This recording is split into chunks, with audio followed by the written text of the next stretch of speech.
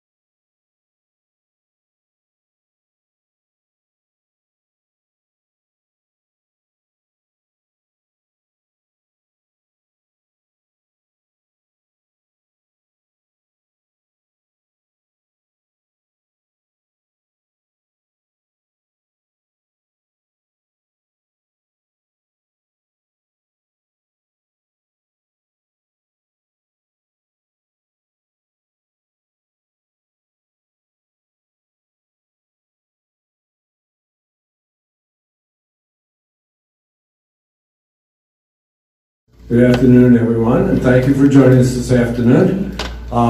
We have a busy calendar today, but I look forward to a very productive afternoon for everyone. We're going to start today with the invocation and Pledge of Allegiance by Councilman John Carroll. Please rise. Let us pray. Dear Lord, as we come before you today, we just want to thank you again for your many bountiful blessings. And Lord, now as we sit here around the table discussing city business, Lord, we ask that you guide us and direct us, that we'll best serve the citizens of Jasper County and the citizens of Hardeeville. All these things we ask in your most precious name. Amen. Amen. I pledge allegiance to the flag of the United States of America and to the republic for which it stands, one nation, under God, indivisible, with liberty and justice for all. Please remain standing for a moment of silence for our servicemen and women who have fought and died for our freedom, and for all those who continue to serve around the world, protecting our way of life. Thank you.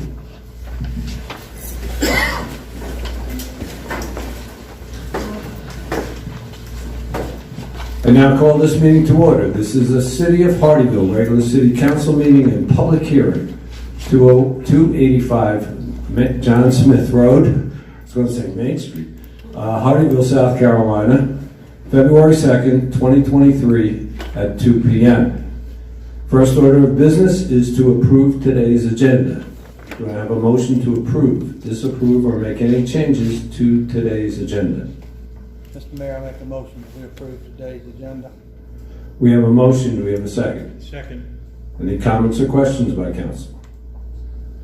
Seeing none, all in favor, please say aye. Aye.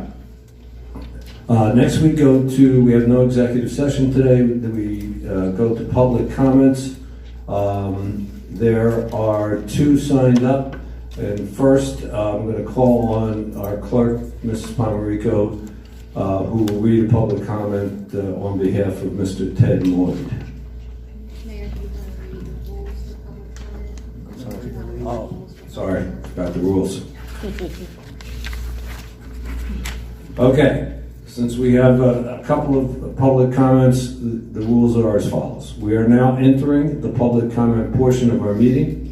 We ask that you direct your comments at this time to the council as a whole. We welcome any comments on matters appearing on the agenda or those that are within our control. Some matters are better addressed to county council or your state representatives.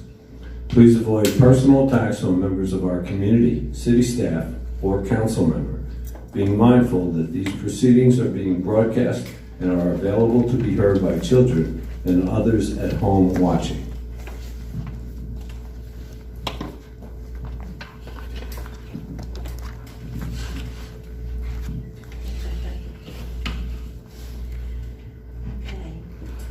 Good morning, Mayor and Council. I received the email about the meeting scheduled for 2 p.m. today. However, I will not be able to attend. I was planning to attend, but I will not be able to attend because of an issue that came up. I came before Council almost 2 weeks ago and addressed some very important issues that need to be looked at in the city. I would like to know when a workshop will be held on short-term leasing. It is totally out of control. One family move out, 4 move in. If we are going to be a bed and breakfast community, that is fine, but policies need to be adhered to and addressed according to our current zoning regulation. Campers are everywhere. I believe if we start here, a lot of the other issues will go away. I know you guys say all I do is complain, but after 5 p.m. you all go home away from the city and return the next day at 8:30 p.m. My family and I live here 24/7 without any security gates, and we want to live here. Please, for my third request, please, sir and ma'am, take up short-term leasing and let's go after all these homeowners who's not only breaking the law, but making a lot of money while doing it, and the city is not collecting one red penny. Make today the day that we start to work together to take our city and community back. Would you be so inclined to read this email at the meeting during public comment period? I will await a confirmation. Thanks for all that you do. With kindest regards, E. Ted Moyd, 8 Hayward Street, Hardeeville, South Carolina.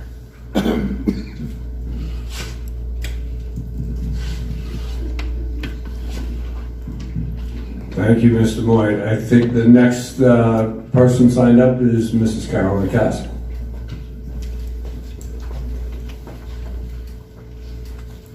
Good afternoon, Mayor and Council, City Clerk and Attorney and City Administrator. I'm here this afternoon, Carolyn Castle, 57 Firethorn Place. I'm here this afternoon, as promised, to announce the Heartbeat of Hardeeville Award. The committee met yesterday to discuss the 2 applications that were submitted, and it was a very unique situation because the 2 applications that were submitted by 2 of the committee members. So, by unanimous approval of the committee, we decided that there would be 2 awards this year because of the value that both of these entities add to the community. Both exhibit the compassion for our community in different ways, yet both are worthy of such an award. The first recipient is Mercy Mission and Sister Mary Fran. And she will be joined this year with Fins Up, Cleans Up, represented by Mr. John Skismus. Thank you. We'll be making the presentations to these 2 entities during the March 2nd meeting, and at that time we'll be sharing with the community just what those passions are that they have both shared with the city of Hardeeville. We'd like to congratulate both of the Heartbeat of Hardeeville Award recipients for 2023 and encourage members of the community to think about nominations for January of 2024 to continue this tradition of recognizing the public and their compassions for their hometown, Hardeeville. I'd like to take a moment too to also thank Peg Harvey and Cindy Williams, who were the other 2 committee members. Thank you very much, and we'll look forward to making that presentation on March the 2nd. Congratulations to both the winners.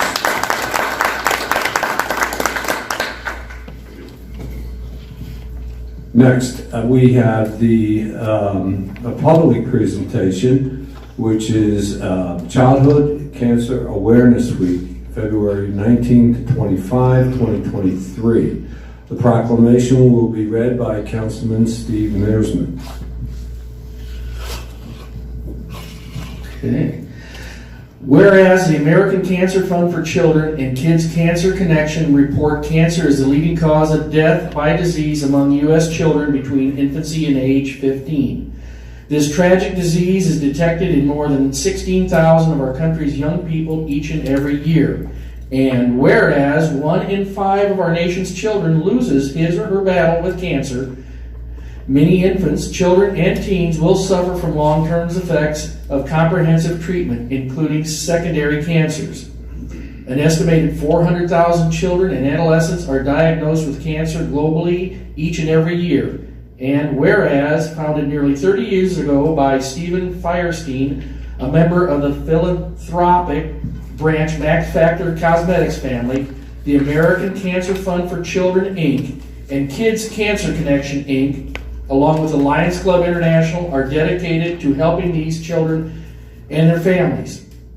And whereas American Cancer Fund for Children and Kids Cancer Connection provide a variety of vital physio-social services for children undergoing cancer treatment at MUSC Sean Jenkins Children's Hospital, MUSC Health Storm Eye Institute in Charleston, Beaufort Memorial Hospital in Beaufort, Memorial Health, Daniel and Cynthia Willett Children's Hospital of Savannah, St. Joseph's Chandler Hospital in Savannah, as well as participating hospitals throughout the country, thereby enhancing the quality of life for these children and their families. And whereas the American Cancer Fund for Children and Kids Cancer Connection also sponsored toy distributions, pet-assisted therapy, family sailing programs, KCC Supercar Experience, Laughternoon, Laughter is Healing, positive appearance programs, educational programs, and hospital celebration in honor of a child's determination and bravery to fight the battle against childhood cancer. Now, therefore, I, Harry Williams, do hereby recognize February 19th through the 25th, 2023 as Childhood Cancer Awareness Week. In witness thereof, I have hereunto set my hand this second day of February 2023. The Honorable Mayor of Hardeeville, Harry Williams. Thank you, Steve. I'd like to ask the council to endorse this proclamation. Do I have a motion to endorse this proclamation? Mr. Mayor, I make that endorsement. We have a motion. Do we have a second? Second. We have a motion. We have a second. Any comments or questions by council? Seeing none, all in favor, please say aye. Aye. Thank you. Next is the presentation and approval of minutes from the January 19th, 2023 regular city council meeting. Do I have a motion to approve, disapprove, or make any changes to the minutes of January 19th? Mr. Mayor, I make a motion that we approve the minutes from the January 19th, 2023 city council meeting. We have a motion. Do we have a second? Second. We have a motion. We have a second. Any comments or questions by council? Seeing none, all in favor, please say aye. Aye. Okay, now we go on to old business. This is the first reading of an ordinance to adopt a master plan submittal for a tract of land consisting of approximately 30 acres. No, generally... New business. New business. I thought it was old. Seems old. We've been working on this so long, it seems older than me. Known generally as the residents at Oakity Crossing to include a portion of parcel 079000001 located off Oakity Crossings Drive to amend the official zoning map of the city of Hardeeville to indicate that portion subject to the master plan. This is first reading of an ordinance. It's 2022-11-17B. This, as all ordinance, they require 2 readings, 2 public hearings, and 2 votes. This is the first one, and it has been predetermined because of scheduling that the second reading will not be until March 2nd, 4 weeks from today. There have been 2 workshops, I believe, regarding this, and a lot of public comment.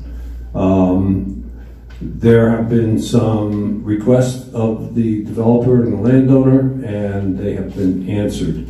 So before we open it up to questioning and public hearing, Mr. Zimbor, do we have any further information to present to council? Just a brief statement, Mr. Mayor. I can get up. Since I'm trying to choke somebody off the court. I don't think we have enough courage. I don't know, we can make it happen.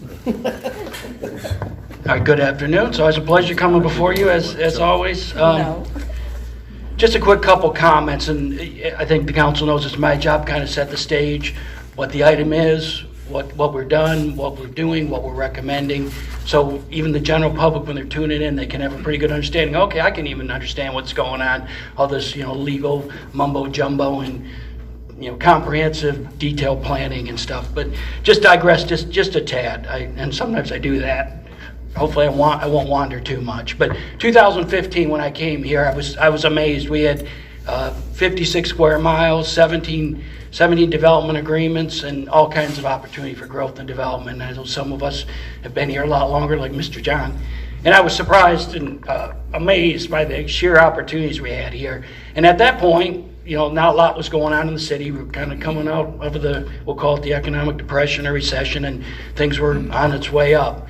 And at that point, most of any development in the city, we embraced it because we wanted any development was good development. So, we've been slowly and surely, making our way, becoming much more popular, becoming the destination to build and develop is with these gentlemen here.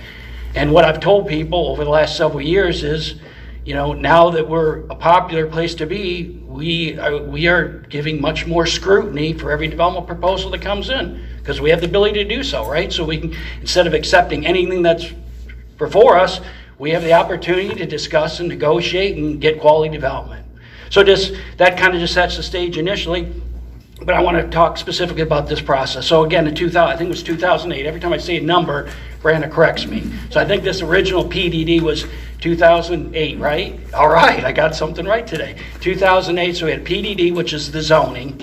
We have a conceptual master plan that says, here's how it's laid out, here's are the general uses in these areas. And we had development agreement. Development agreement says, we'll give you land use and density, you're gonna give us voluntary development fees because for your impact on public services, okay? So we had those three things. Well, about a year plus ago, and I lose track of time, I think it was September of last year, somewhere around there. So after a year of discussing, the developers came back in and said, well, things have changed since 2008, right? Big box stores, so a good part of that property was big box stores, and with the internet and just the economy, things have changed. They came in and said, we want to make changes to the PDD, which after, a year plus, quite a while, again, lose track of time, the council negotiated and we approved the Plan Development District, which is kind of the framework for the zoning and land use within that district. So what they're doing now is they're submitting an initial master plan. So anytime each one of those blocks of property within Oakity Crossing develops, they've got to come in for a master plan. So this is continuing the review based on the criteria in the PDD. So if you go to the slide that's on there, the council has had the opportunity to go back and forth. Here's what the PDD says, and here's some back and forth negotiation. So as the mayor said, after 2 workshops, I think we've developed, I believe, a very good proposal, and we are recommending approval for the city council to move forward with. Thank you, Mr. Mayor.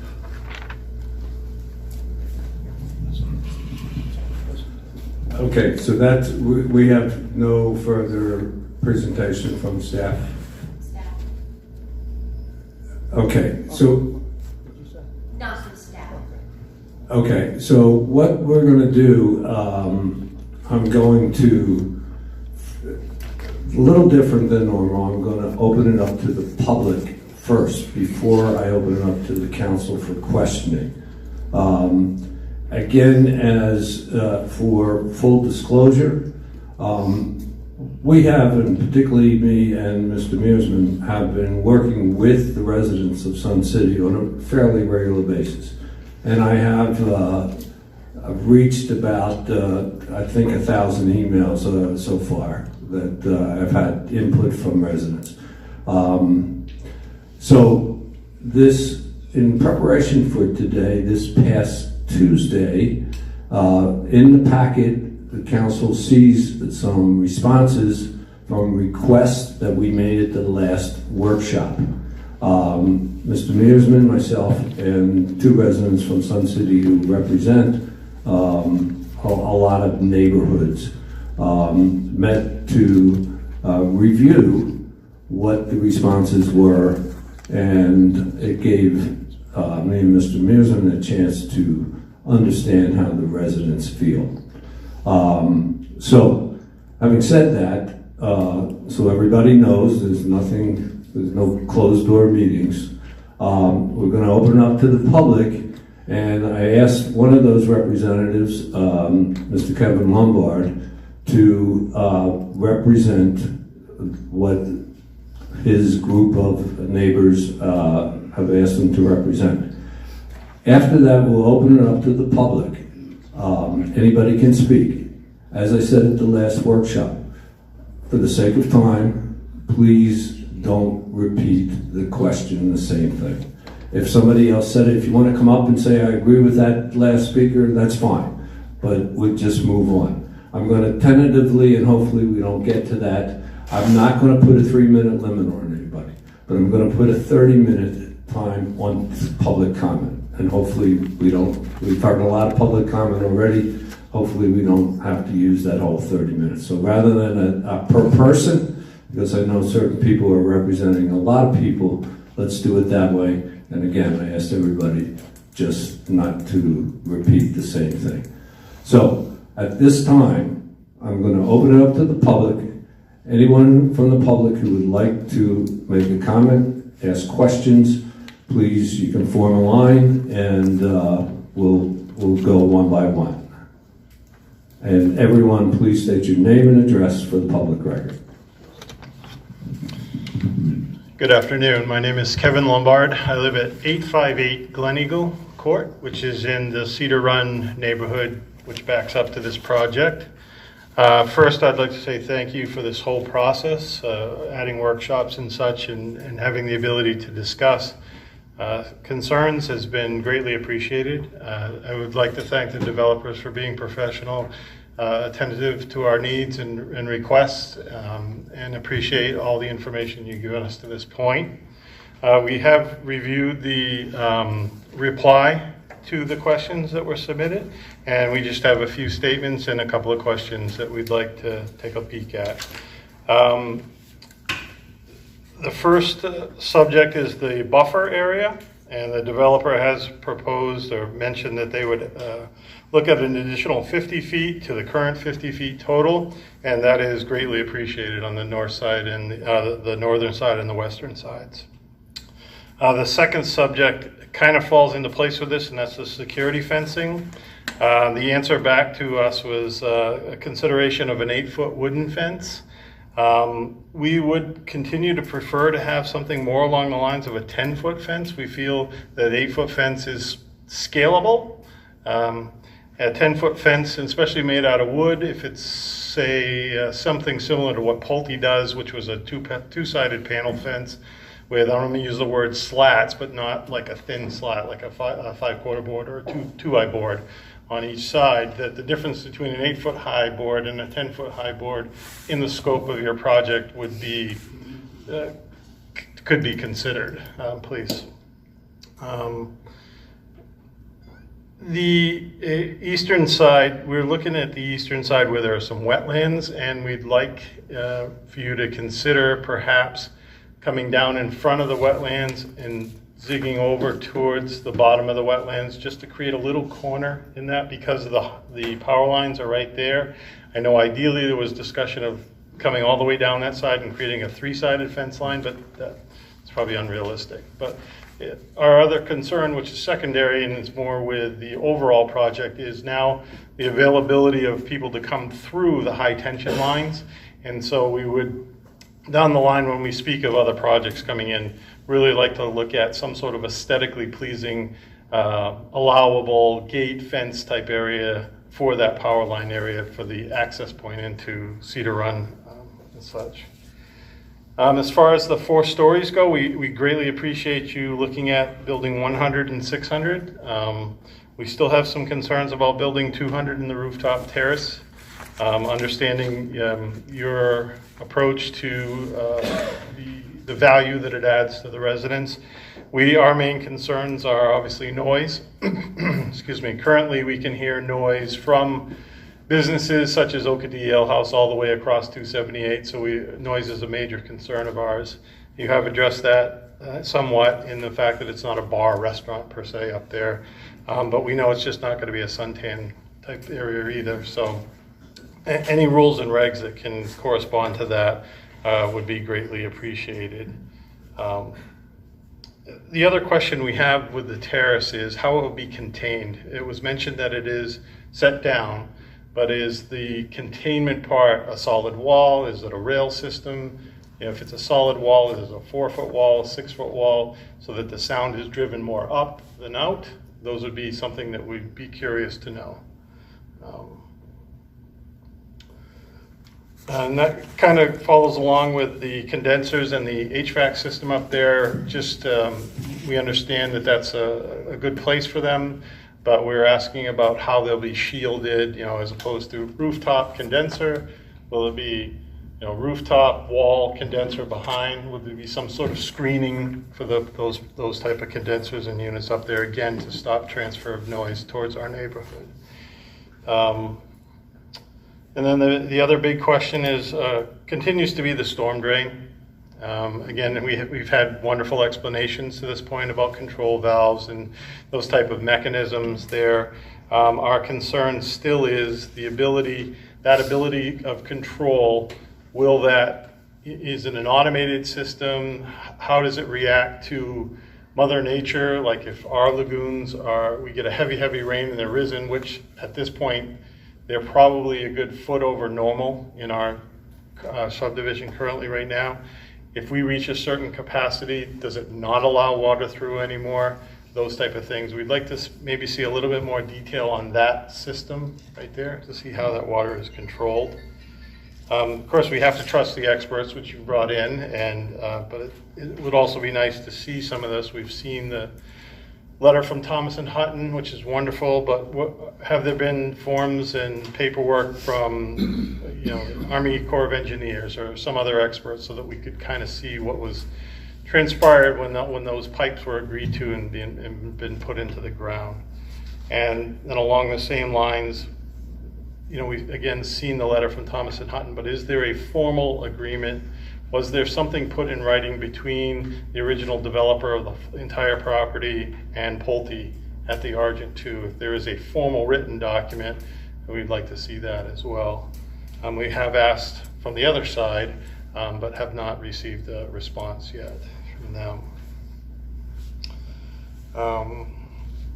And then the last question, the last thought, was just a reminder of the expectation of complete date for phase 1. I know it's fluid because of everything permitting and all that stuff, but again, just maybe in round numbers, round years type of scenario type of thing. So that's all I have. Would someone from Lat 32 like to answer any of those questions that just came up? Sure.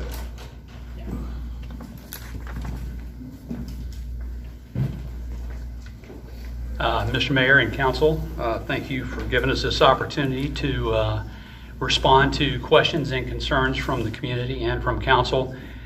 Before I address these, I want to make a few statements.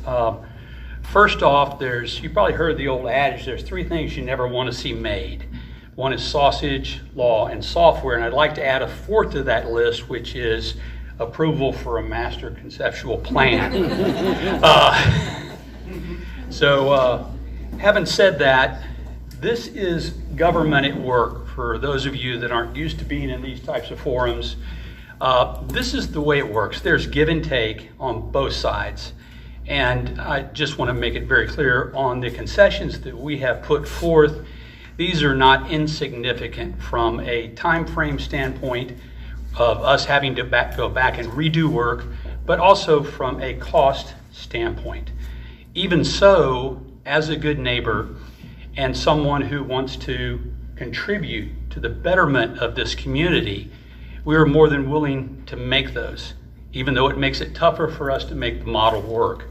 Cole, my partner, and I have gone through this over and over again, and so the concessions we have made are difficult for us to make, but we are willing to do so and happy to do so in the spirit of working together. On to Kevin's comments. A 10-foot fence, we feel a 8-foot privacy fence serves the need of what we're looking to achieve. In addition, we've already added another 50 feet to the buffer to increase that buffer on the northern and western boundaries instead of 50 feet to 100 feet. We went over during the last workshop discussing how our access control mechanisms work in preventing non-residents and those that aren't supposed to be there, who gets in and who gets out, the audit trails that we keep of that, as well as we maintain at least 2 and likely 3 courtesy officers who will reside on the property. And these are full-time employment workers or first responders. The fence along the wetlands area, this is very difficult to kind of, get our head around. One, it's not on our property, so it's not something for us to be able to agree to or not. I think when we talk about the utility easement, that's a whole nother organization and entity that needs to be brought into this, which we, again, do not have control over. Related to the rooftop terrace, the rooftop terrace does have a wall and railing system. From a code standpoint, that has to be so high. And we are buffering from both north and south, and also to the west. There's another 3-story building that used to be a 4-story building that we reduced to 3-story that will also buffer that noise in that regard. Condensers, I've done this on, I can't tell you how many different projects, and I can stand at a 3-story building and I don't hear the condensers that are on top. I know y'all's houses aren't that far apart, and you can probably hear your neighbor's condenser, and that will drown out any noise of any of our condensers that are somewhere between 400 to 500 feet away. The stormwater, I think, Heath, is there anything you wanted to mention here? The point is that this will be engineered and will be approved, and all these are submitted to local and state agencies for approval. But I'll turn it over to Heath. If I may, just jump in. One of the things that was suggested was that we understand that this is more an expert area, and that this is more information, not necessarily impacting this vote. So what the residents asked me is to have a separate workshop, perhaps when we do the traffic workshop, and you come in and explain it to them in detail. And that way, it's not just people want to understand it. It's not a deal breaker or anything. Am I representing that need? People have the need to understand it. So if that's okay, rather than rehash what we've already done, Mr. Zimborg, could we, when we schedule the traffic workshop, can we also put this as a separate item? Does that satisfy everybody? Mr. Mayor, from our perspective, yeah, that satisfies our requirement. What I would request is that we both have Ward Edwards and Thomas and Hutton present, as they represent the expertise that serves the city in the capacity of reviewing engineering plans. And to Kevin's last question, which was the completion date for phase 1, right now, again, it is fluid. We're right now, just because of all that we've been through, already delayed 3 months or so. But we are targeting the end of 2025, first part of 2026 for the completion of phase 1. Okay, and the other question that Kevin said, when we do the whole stormwater thing, you'll answer Kevin's question about the agreement with Pulte. Okay, so that will all be part of that. For the residents, is everybody satisfied with that? Okay, all right. Would anyone else from the public like to make a comment? Yes, ma'am. Please come to the podium and state your name and address for the record.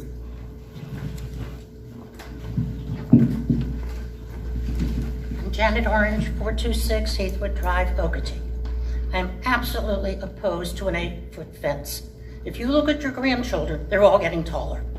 It takes nothing to put a box on the ground and go over the fence. So I feel that's very insecure for the people who back up to it. Thank you. Anyone else?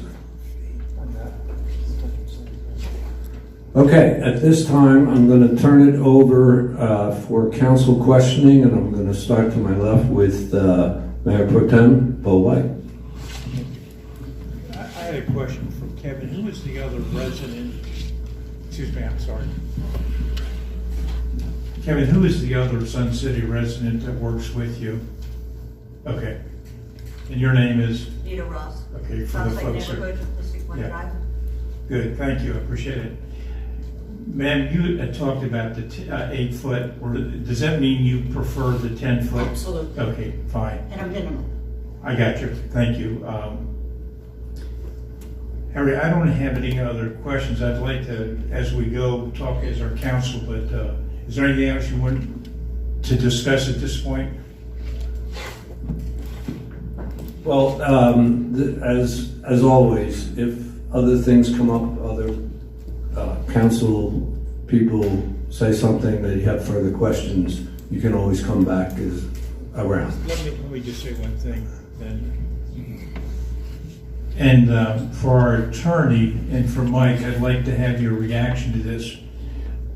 I was a rookie when I began to get involved in this kind of work and getting on the council, running for office, and those kinds of things. And I worked on an assumption as I watched things from afar that when things came before the council, we were determining whether someone could build something or not build something. And that's what we were doing. What I learned when I came on the council, that's not so. When folks buy property and then make an investment, they get with that investment certain rights and development things. And there's ordinances and zoning that control that. So as a council member, I'm not here deciding whether or not they're going to be able to build this. I'm here trying to work to make sure the zoning and all the things that we have are followed so we have the right kind of project.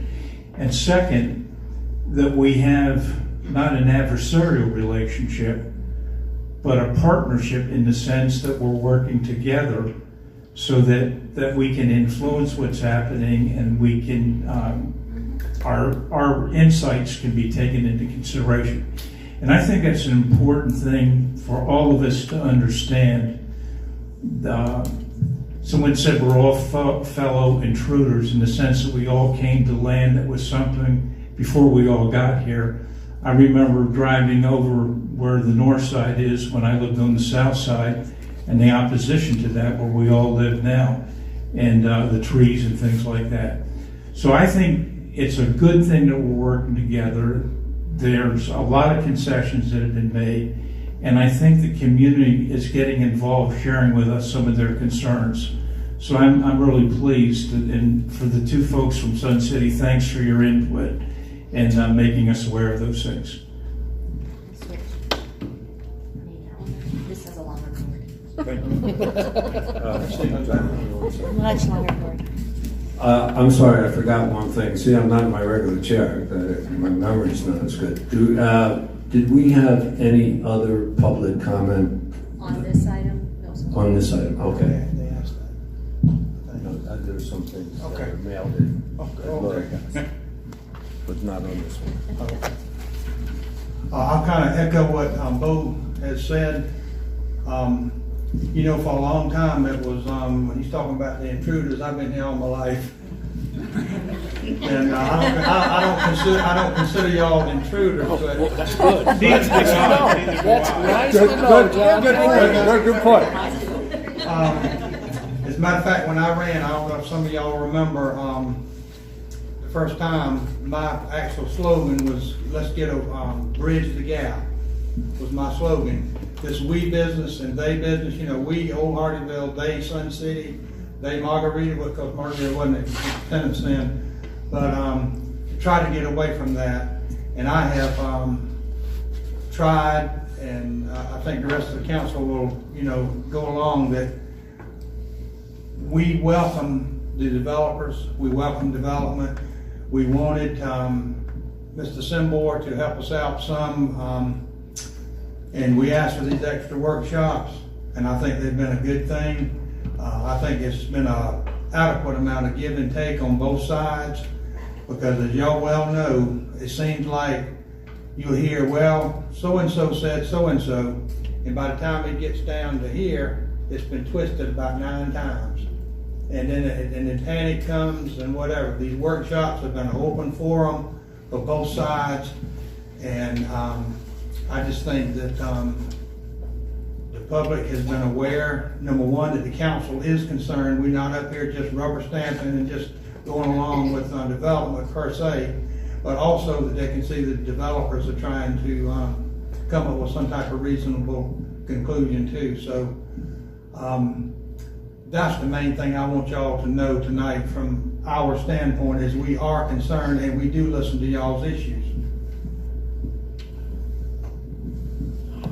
Mrs. Guzman?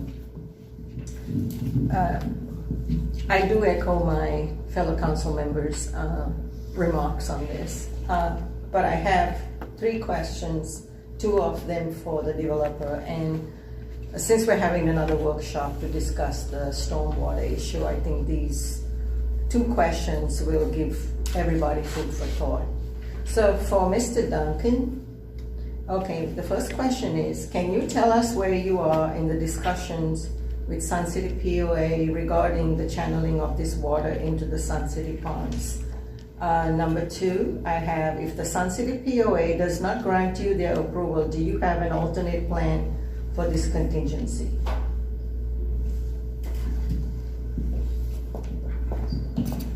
Good afternoon, Heath Duncan, Ward Edwards Engineering. I'll attempt to answer those 2 questions.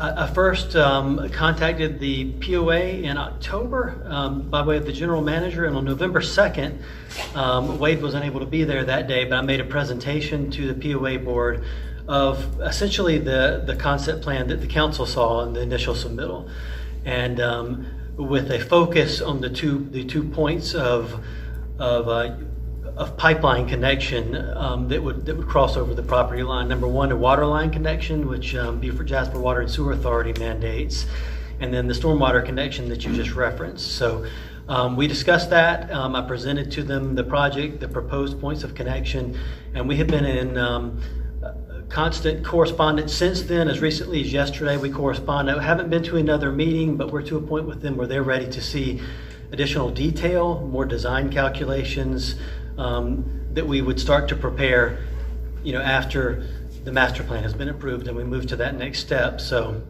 we're staying in contact with them. We owe them detailed calculations and detailed information for their review when we move to the next stage. And so we'll continue to work with them as we move through this. Okay. Yeah, and the second question was, if the Sun City POA does not grant you their approval, do you have alternate plans for this contingency? I think there are other ways potentially to deal with stormwater that are less desirable and probably may create some adverse conditions in parts of the local watershed that weren't intended to receive that water, because passing through the Sun City Lagoon system does appear to be the way it went naturally and the way that the Sun City design engineer designed for it to pass through. Might there be some other options if that cannot be accomplished? Possibly. Okay, thank you. You're welcome.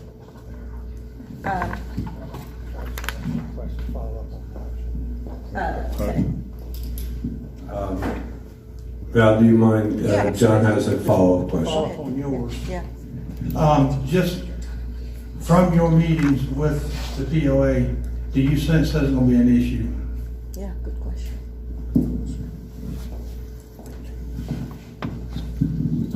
No, sir. So far, they have seemed to think that the submittal is satisfactory, but they do want to see the details until they don't want to grant any kind of approval until they see the details and the precise nature of what's proposed. Okay, so my third question is to our city attorney, and the question I have for her is, if Sun City POA approval is given to the developer to channel the stormwater into their ponds, can the city be made a defendant in a lawsuit if developer negligence causes their homes to flood? Okay.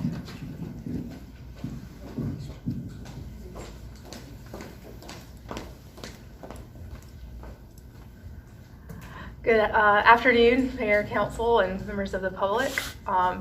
So, unfortunately, as you know, you can be made a defendant to anything. However, as far as your responsibilities and rights in regards to these stormwater applications go, the city is responsible for the permitting of the project. And our permitting process requires for a certified engineer to develop the plans and the details that go along with that stormwater management. So as long as we've received those certifications that are required by our review process, the city has met its liabilities and responsibilities in regards to stormwater.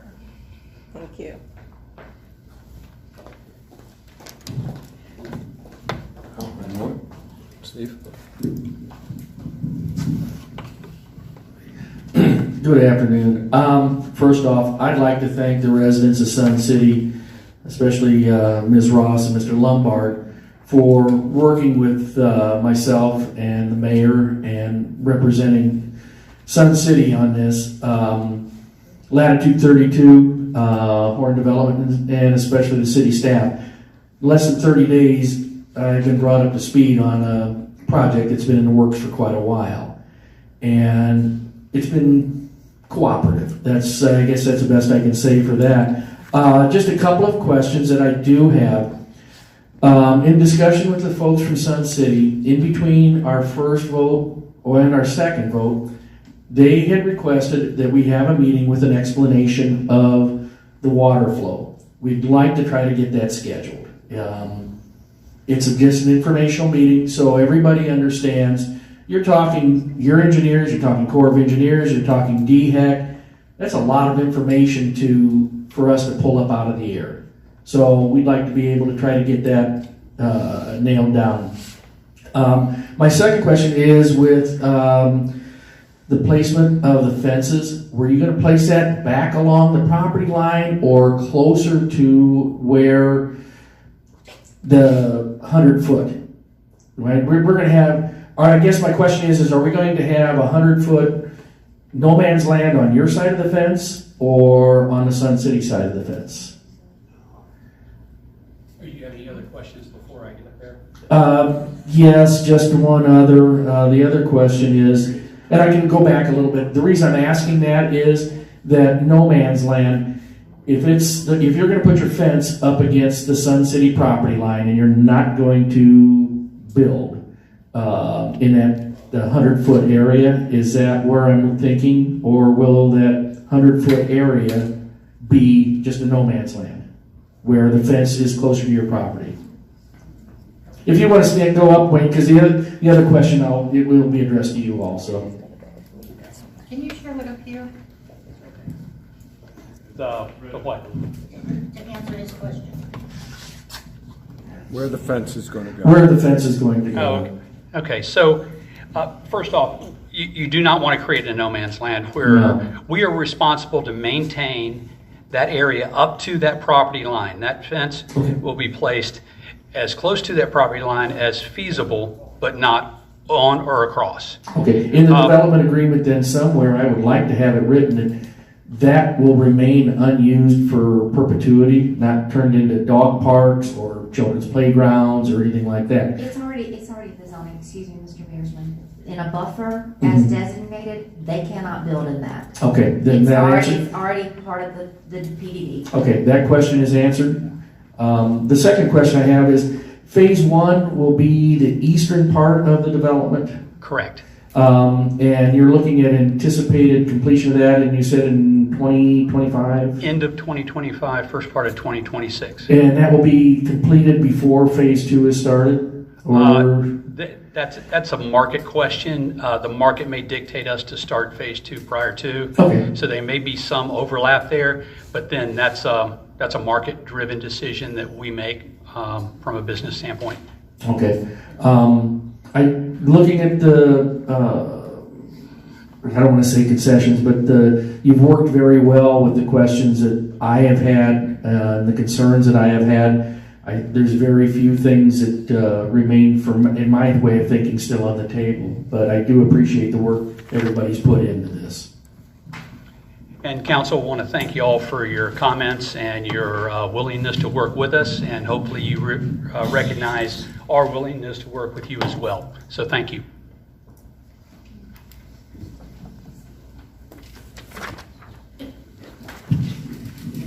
Okay. Question. Yes. Okay. Still Janet Orange, 426 Eastwood. So when I was here 2 weeks ago, there was a concern about the height of the buildings that border on our houses. So were they going to be four-story buildings or 3? The yellow houses, the yellow buildings up there are 3-story buildings. Okay. The blue are 4-story. Okay. Thanks. Mr. Patterson is pointing to that. Well, I was going to just quickly show you. Michael, you need to be at the microphone. I'm sorry, I couldn't hear you. I was just going to quickly show them the 2 buildings that we changed from 4-story to 3. Number 500 and 100 on the screen there. Those were 4-story, and the ones that are in yellow are now the 3-story. Okay. So, yeah. And those were the 2, it made sense to us to change those 2 because those were the 2 closest to Sun City. Right. And that was the reasoning behind those particular buildings. Thank you. Thank you. Yes, ma'am. Okay, I have had a lot on my brain, so I wrote some things down. But the first thing I want to say is, thank you to Mr. Thompson and Mr. Horn and Mr. Patterson for your patience. I know in your response letter you quoted much delay, which of course was necessitated by Thanksgiving and Christmas holidays and vacations and the swearing in of the new council. But thank you for your patience, and also thank you for the responses that you have worked with us. At the last workshop, Mr. Patterson made an impassioned speech. And I like the impassioned speech because I've been noted to give 1 or 2 myself. But I want to take a couple of minutes to set the record straight, and which I wouldn't normally do, but since you brought it up at the last time, I feel it's necessary to get the record straight. I have also been known to get a little crazy, so if I say stuff that seem disrespectful or condemning anyone, it's not my intent, and so I'll apologize in advance. Now, anybody see those commercials that, they go to the replay booth, and there's a little dispute between the husband and wife? Well, Mr. Patterson, your speech made me throw the red flag out, and I had to go to the replay booth. And fortunately, just about everything that's said in this city, you can go to a replay booth. We don't have to call it up from the NFL. I think every word, every stupid word I've said in the last 7 years is on video somewhere. So I went back to the date that you quoted, and I actually went to the first reading of the change of the PDD, which was September 2nd, 2021. And that was the first reading to adopt the new revised PDD. And I'm going to use your term that you said at that time, that this is a conceptual plan, meaning it's not set in stone, it's conceptual. It's an idea. That's your words. And I want to give you a few other words. You noted, rightfully so, that retail is changing and fewer big box stores are being developed. You mentioned Amazon is the new way of shopping today. You also mentioned that now the area would be more fitting for grocery stores, restaurants, medical offices, and in fact, I recall you had a medical office pretty much close to the back gate of Sun City on your conceptual map. And multifamily in this spot that we're talking about now. You also mentioned at that time that you wanted to be a good neighbor. It's funny that, that's been something we've been using a lot in the last month.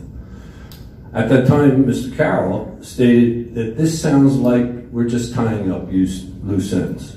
And you said, and I quote, "There are minor tweaks to the PDD of 2008. Now, I went to my comments at the end, and I said, go to Pulte and Sun City and let them know about this plan. Okay. You raised a 50-foot buffer at that time, the revised. That was one of the revisions. And I said, the buffer and security will be issues when if you come with a developer. And I even joked, this is when this comes, we're gonna have 5,000 people here and I wanna switch seats with you. I said 50-foot buffer is not enough back on September 2nd, 2021. Now, perhaps I should have said it has to be 200 at that time and make it a provision, but I wasn't smart enough to do that. And the last thing I wanted to note that I said, don't send them an email. Pick up the phone, call them, and let these people know what's going to happen. Okay? This wasn't done. Not only was there no alert to the neighbors or to council prior to the Planning Commission on November 9th.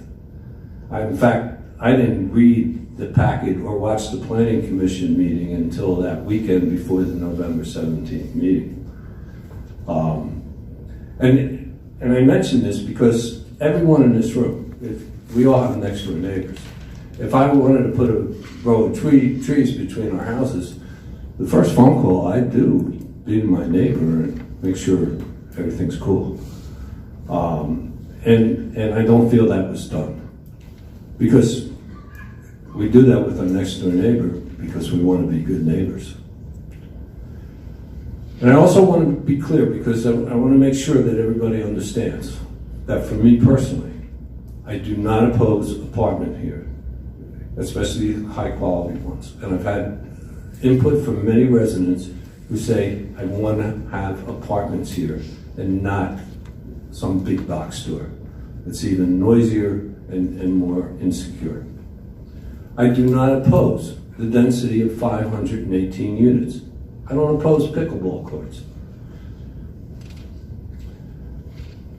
My concern has been the distance between Sun City and Lat 32. My concern has been the quality of life lost by the residents that have joined there. My concern has been the security and safety of the residents and the protection of their property values. I object to 4-story buildings because they will be visible through the thin line of trees. Go to the site. Mr. Horn, go to Vita's house, and you can see Buford Memorial from behind her house. Those trees, no matter 50, 100, they don't block it. And that will impact potentially their property values. And also I object to 4 stories because every story we go up in this city is another level of threat for our firefighters.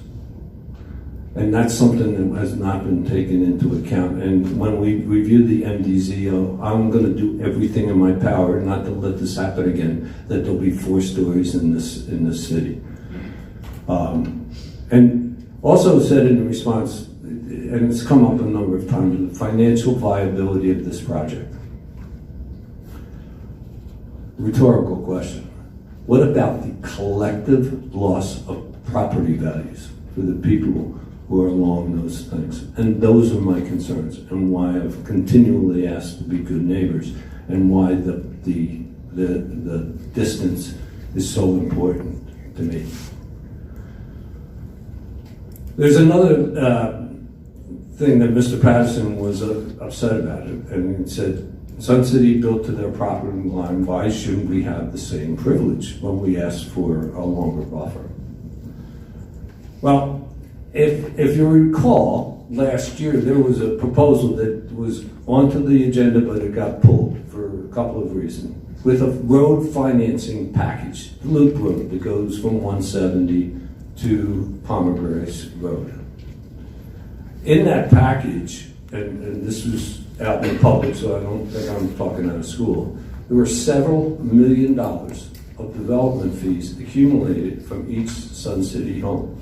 Every one of us in Sun City paid thousands of dollars in development fees, including a substantial amount for road fees, which we were offering up to help build that road. So by Pulte utilizing all that land, it added to that pot of money that could end up doing that road that profits on properties. Also proposes a municipal improvement district, which authorizes the city to finance the road construction in advance of its assessing the new business. Ultimately, the new business is paid for. But the city takes responsibility of the loan up front. And who's the city? These people out here. So, to put it just simple and to final, these residents, all of us, to answer your question, why them and not us, these residents have contributed and will contribute to the road necessary to develop the property for the profit of Horn Enterprises. It's something we all benefit. We want it. We all benefit from it. But it's not, oh, poor me and poor them. We all benefit. And so, I think that's an important thing to say.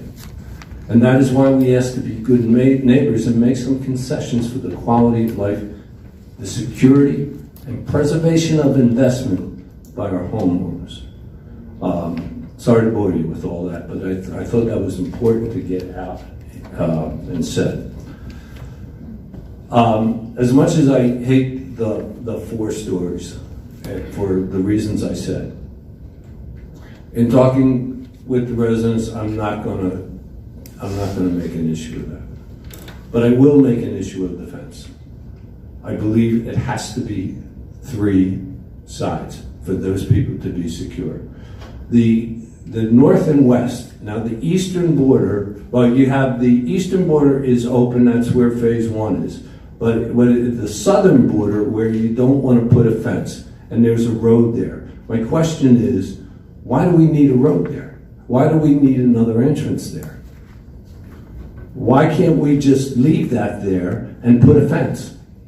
And because that fence, that southern portion, will give access to all the people eventually on Mystic Point Road in the Fox Lake neighborhood. I'm very uncomfortable about doing that.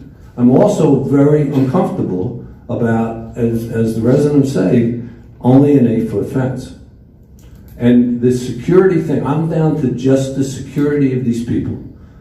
I'll concede everything you've given. I'll thank you for what you did concede, and I'll do everything else. But I need that fence. More than you need another entrance there. If you go to Sun City, okay, and many others, we got 3,000 homes and 3,000 acres, is it, in Margaritaville? With one entrance and exit. We have where I live in Sun City, hardly that whole north side has one entrance. And even with the extra one, there's only going to use one at a time. So here we have and that's hundreds of acres. Here we only have 30 acres, and you want to put in a side entrance that will have unbounded access to the people behind their homes. So, to me, this is one last point that I'm gonna, for me only, I don't speak for the council, that I insist that this be done. And I hate just saying do stuff and not come up with an idea. And I have an idea. As I mentioned earlier, and I understand your financial, Mr. Thompson. I'm a businessman. But we're going to need that road to develop that property. And there's going to be millions used from the external road development fees that we have a restricted fund in the city. Let's just say hypothetical, and I'm not going to use, real numbers. To get that 10-foot fence around 3 sides of this building, let's just say if we were going to put $3 million towards that road, we put $3.1 million, and you paid $100,000 to Mr. Thompson to put that fence where it's around 10 feet high. Don't have to answer it. But what I'm going to ask this council is to put into the motion to approve that this, in order to approve this ordinance, that it includes a 10-foot high fence, 3 sides around. I have no further comments. The council, any further comments or questions? Yes, is there any, I've said a lot, does anyone from the developer like to come forward? I know that the road that you had referenced, the reason why there's 2 entrances, that's a fire for the fire marshal. You have to have 2 entrances into the property. So I know that was when this was thought out and planned. That was the reason. To that point, when we met with the fire marshal, the minimum is 2 egresses into this development from a life safety standpoint, but fire department prefers 3 from an egress standpoint. So the other reason why that road is there to the south side is for future development. I think this goes also to show how we are not just looking after ourselves in this. We are showing roundabouts that are very efficient ways to move traffic within a property. We also show future connectivity to adjacent parcels and connectivity to commercial area below us. We don't know what's going to go there. We just know something's going to go. And the same thing is true for the road that does connect to the main spine road from I-70 to 278 by having one entrance from that road to serve the parcels above that. Our parcel and the parcel to the east, that reduces the curb cuts we have on that main spine road. You talk to any traffic engineer, you're going to want to try to reduce as many curb cuts as possible. So this was a very efficient way in which we could do that. The difficulty is, because those are roads and those bisect the property line, I don't know how you put a fence there that's going to provide security, because we have to have it open for cars to get in and out. So I'm at a loss on how you do that. And we stand looking at this as this is a very well thought out plan that didn't just take in consideration our specific needs, but those of interconnectivity, and also what does that mean to the spine road that cuts through from a curb cut standpoint. Thank you for that answer, but I want to remind you, everybody, our responsibility here is not to future development or access to another development that might come along. Our responsibility is to the security and safety of the people who that will abut to. If you come in with another project, we're gonna ask for a security fence behind it, because it'll affect other neighborhoods too. And I fully expect there'll be other projects here. So, we need to make that secure, because that south side will have, especially with the road, that a car now can come up there, park, and then access themselves to the back of those people's homes. And that is, even with the road there, it makes it even more dangerous. And whether, let's say it's for emergency services, and no one's more concerned about that than I. Right now, and even in the future, our fire station on Argent Boulevard would have to probably come around 170, and they're not gonna go all the way around the corner and past the main entrance to get there. So, another option for you is to, if it's just for emergency services, put the fence in and put a gate that only emergency services can get through. And then you still have that security. I'm really, really concerned that leaving that hole open, putting a road there, that makes it even more susceptible to chicanery than even if you don't put a road in. Gary, can I? Yes. I've looked at things and I guess what is it? That's going to be to the south of the property, across there. Future-wise, the loop road is going to run from that further south and retention ponds in between. Would a compromise be to, instead of having those two access points out onto your proposed road, to limit it to one and then run a fence down across that south side to that? I really don't see your two proposed roads coming out of there to the south connecting to anything if there's going to be retention ponds to the south. Mr. Mayor, we can't follow this without a point that we can't. I get to use the pointer now. Pointing.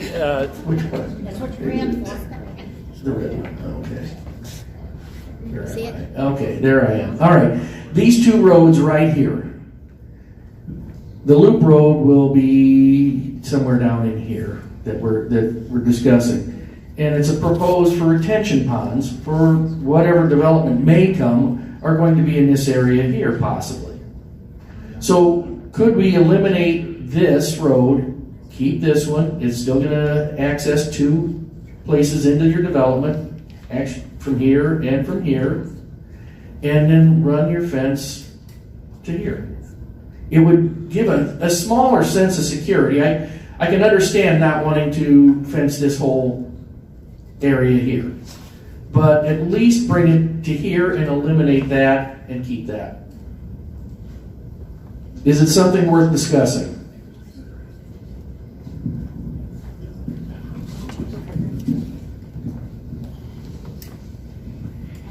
Yeah, we're going to have a difficult time agreeing to designing this on the fly without having input from staff, our architects, engineers, and also the fire marshal in this regard. We took to heart when we sat in the room and he said, minimum 2, prefer 3. We've done 3. And if we end up down to 1, down to 2, that's fine.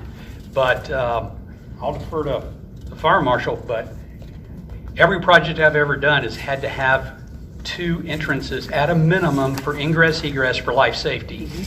So from that perspective, the point related to the fence on 3 sides, we've agreed to do 2 sides, and that's what we commit to.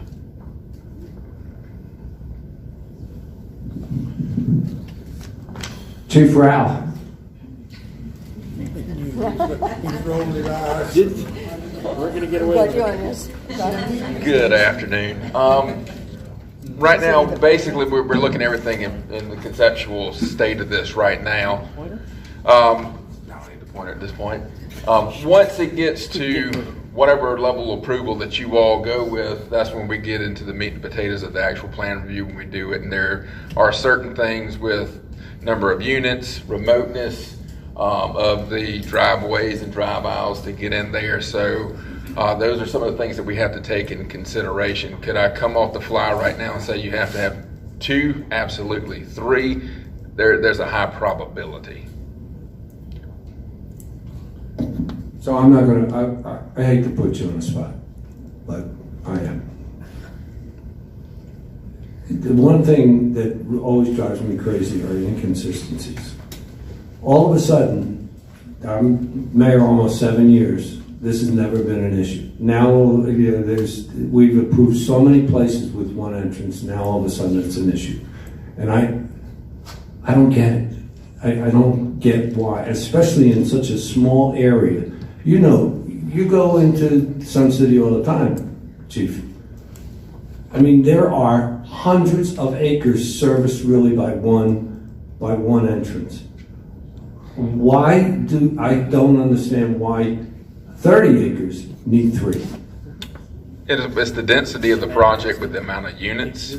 But like in Sun City, you have multiple entrances and exits that are in there. Yes, you got a main entrance, but you also have the others that are off of Argent, Kings Colony, other places that we can get in and out. There's 4 or 5 that I can think of right now. So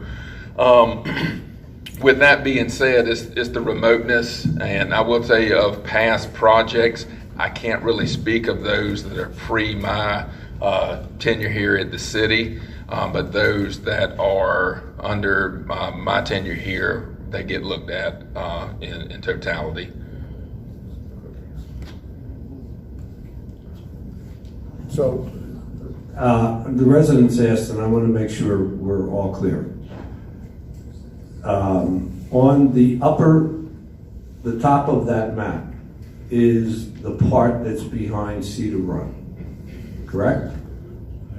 I don't know how to do this. Okay, so that's Cedar Run there. This, which is the western side, is mostly Tide Watch. And then over here, this little corner is a couple houses on Fox Lake. So now, from here, going around to the south side is a whole row of homes for what's known as the Fox Lake neighborhood, and I just screwed up. Okay. All right. So that if that road here goes in here, then you put a road in here, then something's developed here, then there's access to the backyards of all these people here. So if there is, and I understand there's developing here, so you're going to put the road in so people would have access to whatever ends up going up over here, then shouldn't there be some sort of fencing that goes along the back of the entire Fox Lake neighborhood? Fox Lake's not down below, it's over here. Can I show you another? Yeah, show me another map, but that's why I'm asking the question. Maybe I'm disoriented. Oh, don't hit any buttons. I haven't touched it. Change the PowerPoints, okay? Give me a minute. She knows how to work this.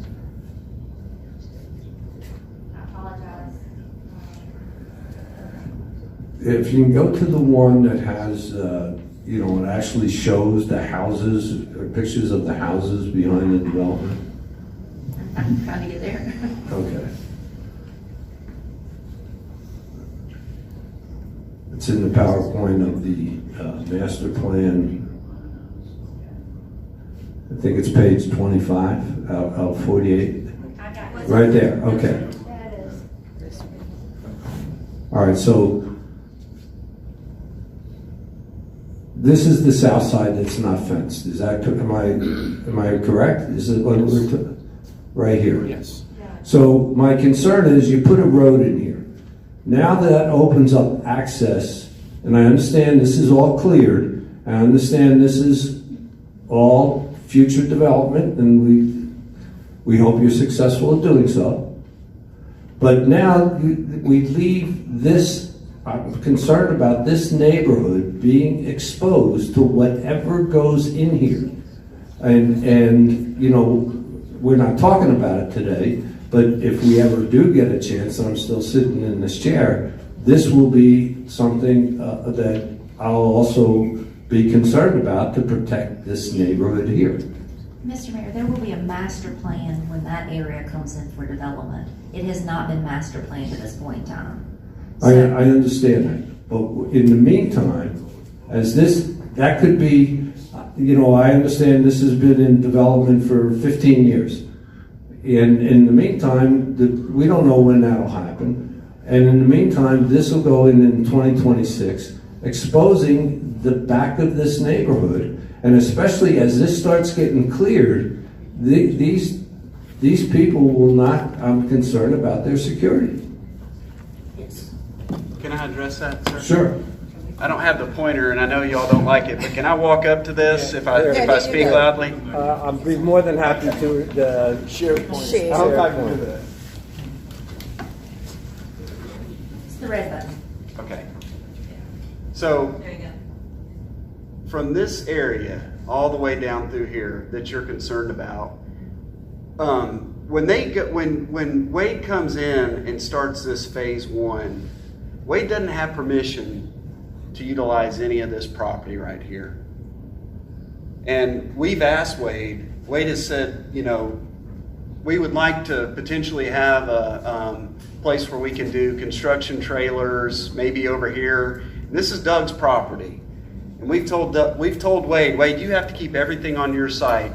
This is heavily wooded, and it's going to maintain that way until the time comes where this is developed. So this is probably the heaviest foliage you have as far as the woods and everything. We don't want to disturb that until when this road comes in, and let's just hypothetical here, this is the way it goes. You can see this area right in here. So when the road gets built, let's say 2 more years later, somebody comes in and says, hey, we want to develop this, we want to put something here. Then at that point, we will come back to Michael, Katie, and Brianna, and we'll present a master plan for this piece.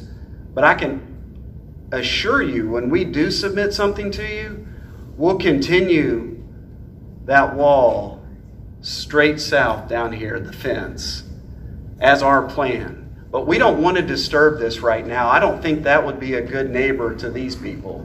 Let's keep it the way it is. We don't, this may be another 5 years, it may be 10 years on this wooded area. So hopefully that, can alleviate some of the concerns there. Let's leave it wooded the way it is, its natural state. Yes, sir. So don't forget, we'll have you on film. I know now. And Mayor, I do want to say just for 10 seconds, I hold you, this staff, Katie, Brianna, Michael, I've worked with them since 2019. We've, 2 new council members, but the old staff that I'm familiar with, I hold you guys at the highest regard and with the utmost respect. So if in any way, shape, or form I sounded disrespectful to you last meeting, please accept my sincerest apologies, because I apologize. That's not what that was about. I can assure you, I'm one of these competitive animated guys too, and maybe that I got ahead of myself, and if I did, I apologize, and I want to say that publicly to you, sir, because I mean that. I apologize sincerely if I did not mean any disrespect. I'm just, I'm this. Okay, thank you. I just want to make that clear. Just for a question to clarification. Yes. Use your pointer again and show everybody where Wade's property line is, because that picture right there is kind of. Okay. It shows an area in that light green that is not his property. This light green where I'm going back and forth is not Wade's property. Okay. This is Doug's. This is Horn Properties. Okay. So Wade is right here. So you've got another 200 to 300 feet that he's showing on this map that he will not own. I just want to, so everybody understands that it's the drawing is not the full use of that property then. That is absolutely correct. Thank you. Yes, sir. I have a question. Kevin. Excuse me.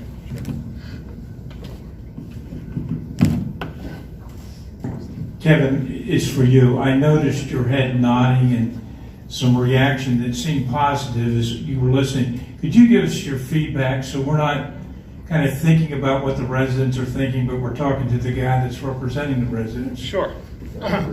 Hearing that explanation of that light green area not being touched for the construction of that and maintaining that heavier foliage area, we tend to believe that we would be better protected and agree with the Horn that when that road goes in, if that fence is continued down, that is going to give us the best protection.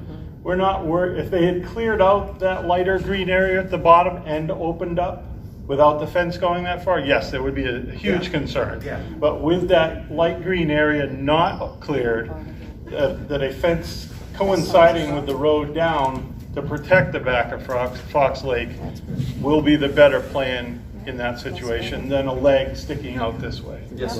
Yes. Yeah, and I mean that. Please put me on the record. When we develop this, that fence will go all the way down. Okay. John, did you have something? The only thing, and it might not be feasible, but we were talking about that, I don't know what the term, he's gonna hold it for me, that's dangerous, but anyway, the emergency access road that nobody's supposed to be using, but the fire department, maybe you could put some type of arm there like Sun City, and nobody, and then, because the fire department, I know all their trucks, when they go through, maybe that add a little bit more security to control access, and that wouldn't be expensive. Just a suggestion. Kevin, I noticed your head going up and down that one too. Yeah, I mean, it all makes sense. We appreciate you being here, and that's why I keep asking you not to put you on the spot, but so we're not guessing. Thanks. Related to that, those are controlled access. Each one of those entrances show proposed gates for controlled access. Oh, okay. I thought you had said that last time, but I just wanted to emphasize that for Kevin and all for this particular point. And we do give fobs and also any other readers the first responders need. They have access to those as well as the Knox box, which is in every building. And those were some of the things that we looked at with the preliminary things coming in to make sure that we didn't think for right now, but for 10 years, 20 years down the road. You won't be here then. No. You know, I will. Somebody got me before that. So one other question to make me feel comfortable. The road that goes to those two access on the south side, will the road stop at that second access? Yes. Yes. Yes. So then that will be more buffer. Correct. For Yeah, this is the limit of the northern section of this road. That no further than that. And then the same thing on the south side. On the south side, headed Yes. west. Closest. Yeah. Okay. And what will happen is this piece, and again, we have right now. I'm not talking to anybody. There's no plans here, but eventually this will spur off into here, and this will spur off into here. Now, this is the wetland. Okay. See, so you can't develop this anyway. So these homes, you can't even permit this. It stays as is, right? It is a jurisdictional. That is correct. You see where it goes across the power lines there, all the way over? What is all that? You see that little? Okay, so this darkened area here, this is where the power lines are. Okay. And there is an easement that predates Horn's involvement on this property, obviously to grant these power lines. Now, what you'll find is the reason this is cleared is because the power line company, they maintain this. And there's an annual agreement where they go in and they basically bush hog underneath it because they don't want anything growing high. They don't want anything growing on the side of the rails of those power lines. And you know, the last, I hesitate to bring this up, but the last time it was like, well, can we put oh no, boy, did I hit something. Now you're in trouble. you can't build in those easements, and you can't put anything stationary like a fence, unfortunately. So, but yeah, we just don't have any control of the power lines, unfortunately. Okay, so you convinced me, Chief Rao convinced me. So we'll trade you the south side fence for 10 feet. How's that? And you two can work out who's going to pay for it, okay? All right. So if we get a motion from council, let's put that in. Thank you. Thank you for conceding that 2 feet for us. I got lost and forgot my other notes. A couple of quick questions. First of all, please clarify that the trees, 15 per acre, are new plantings and not counting preserved wetlands.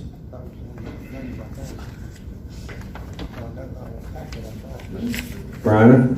As our ordinance states, it is 15 trees, mature trees per acre. I will tell you that the trees that are out there are mature trees now that are in that buffer, and we want those to count too. There will be some plantings that will be necessary, but for the most part, we would prefer the mature trees stay, yes, but there will be 15 trees per acre. We cannot determine whether it's new plantings or existing. We choose the best trees and the best quality during our SRC review and consult with arborists and everything to give us the best overall buffer and screening and environmental protection. So conceivably, they won't have to plant a tree. All of that will come out as we're doing the SRC and the engineering. They can't cut a single tree until they go through those processes and it gets all. I'm not worried about cutting. That's another story. I'm concerned about planting, and probably they will have to plant. Yes, there will be some plantings involved. Absolutely. I think I said this at the last meeting, but I think we need a workshop, Mr. Zimbor, and talk about this policy because I think it might be outdated. Also, it says grand trees, if they cut it down, it would need a variance. Who gives approval to cut down grand trees? Board of Zoning Appeals does through a public hearing and appeals, a variance process. And they would also require, they have about 6 to 8 requirements on what would have to happen for that to be approved, as well as they will ask for a mitigation replanting process. It is an extremely detailed process, and we're getting ready to start that with a couple of other developments that we have coming through as well. I'm really concerned about, leaving that decision to someone else other than this council. That's state law. Any variance to the zoning ordinance goes to the Board of Zoning Appeals. But don't we have an inventory of the grand trees on this 30 acres? Not at this point. We are going to get there in that SRC process is where we have the tree surveys and everything like that. Right now we have a general idea of what's out there. For the majority, I can tell you right now, it's planted pines for the most part. There are some hardwoods, but they're mainly in the wetland area. But we, as being part of the Argent properties and everything, a lot of it was timbered in the past. But yes, we will certainly have to go to Board of Zoning Appeals for any of those kind of variances or relief mechanisms. One other question that I received from a resident. Are these buildings going to have elevators?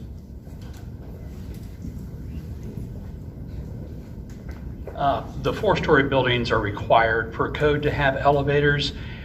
We are looking at the feasibility on whether we do elevators in the 3-story buildings or not. We're not required per code to do that, but that would be a business decision we make based on,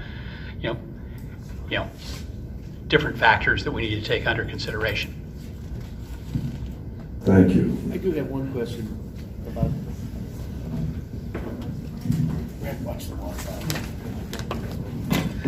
Well, just one question that I have looking at this. Where do you have your refuse disposals for the residents located within this property? It just kind of a housekeeping question. Yeah, so we have down here in this area here, we have it's called a breakaway or a unitized compactor. And then on the other side, we have a recycling center. So that is located there. We are looking at some possible different ways to access and egress that, but that's per plan is what we're looking at now from a proposed standpoint. Okay. And just the other thing is, are you agreeable to the 10-foot fence? Because I won't support a motion without the 10-foot fence. I think that's a sticking point for me right now. So I think from a security standpoint, providing we added 50 feet of additional buffer zone there, we've agreed to a fence. We've agreed to many things that are difficult for us to swallow, and yet, but we have done so. I think going back to the mayor's point, if the contribution from the city is X plus to help pay for the increased height of the fence, then that is something we would take under consideration with staff. Okay, thank you. Wait, can I ask you a question?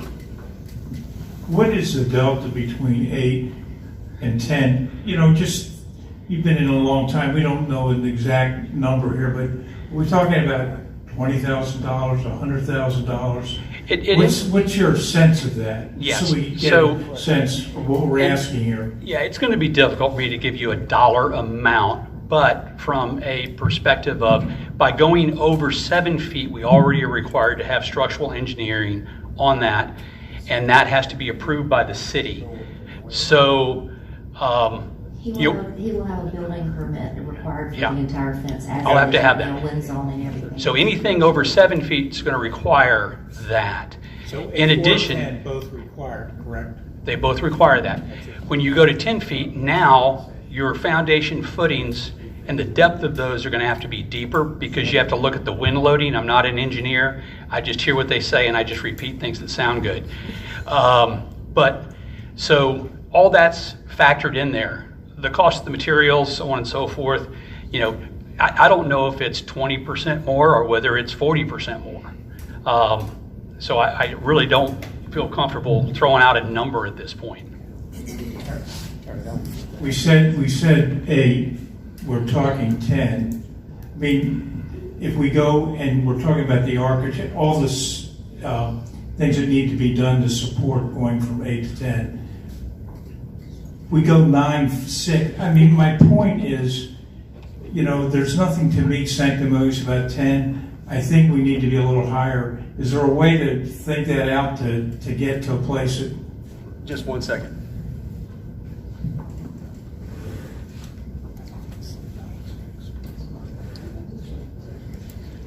So, Mr. Horn has agreed to pay the difference in the 2 feet as being good neighbors. So, the fence will be 10 foot. Let's give Mr. Horn a round of applause. Like a good neighbor, Doug Horn is there. Now Wade's mad at me, but I had to listen to this man. He writes No, Wade's not mad. Thank you, John. Thank you.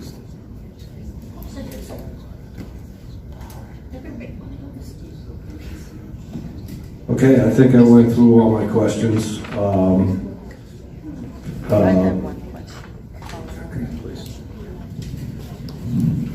I have one quick question. It says here courtesy officers receive a significant rent reduction in terms of their services, etc., etc. So if one of these officers, whoever chooses to live there, gets shot or hurt on the job, whose responsibility is it going to be to take care of them and their families?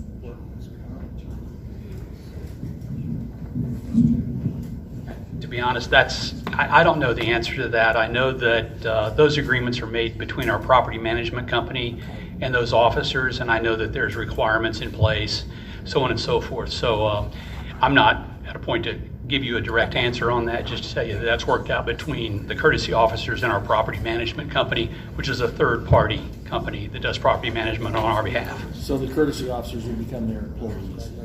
Would be your In employees. essence, they would receive concession. Okay. Yeah. Okay.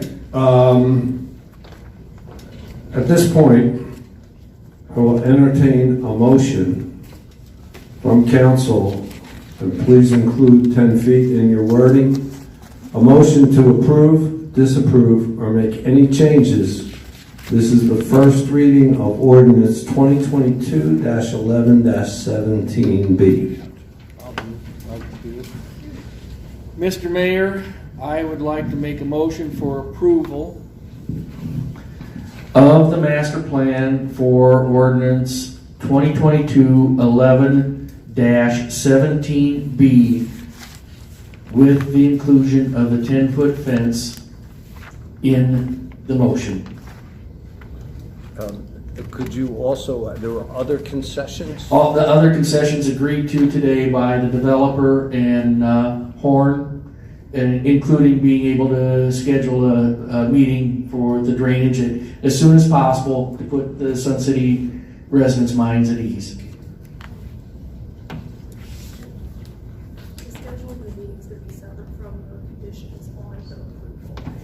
Okay, I'm being told legally that the scheduling the meeting will be separate, but we've all agreed we'll try to get that in there. Thank you.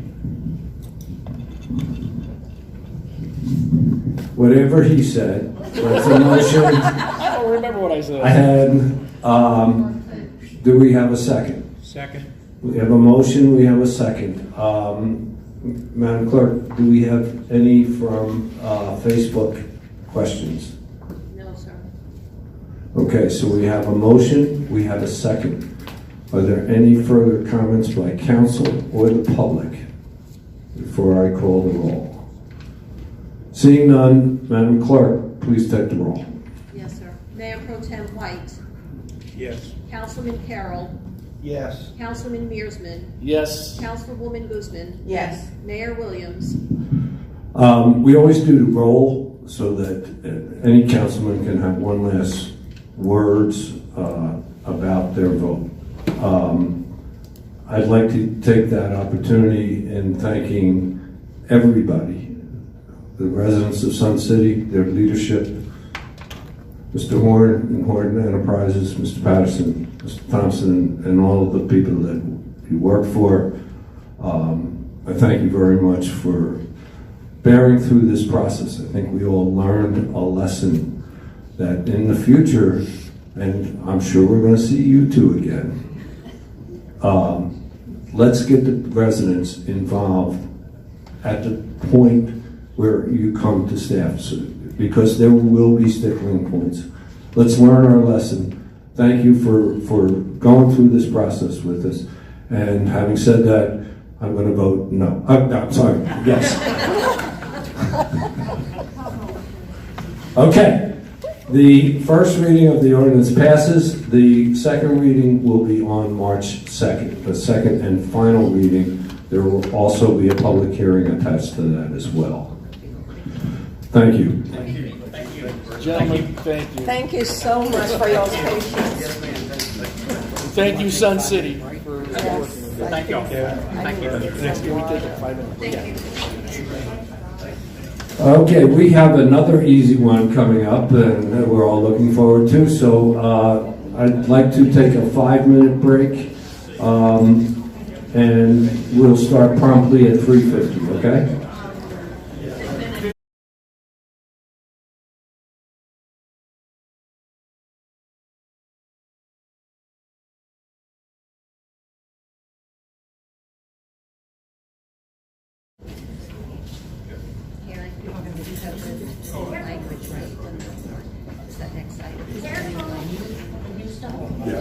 She wrote it.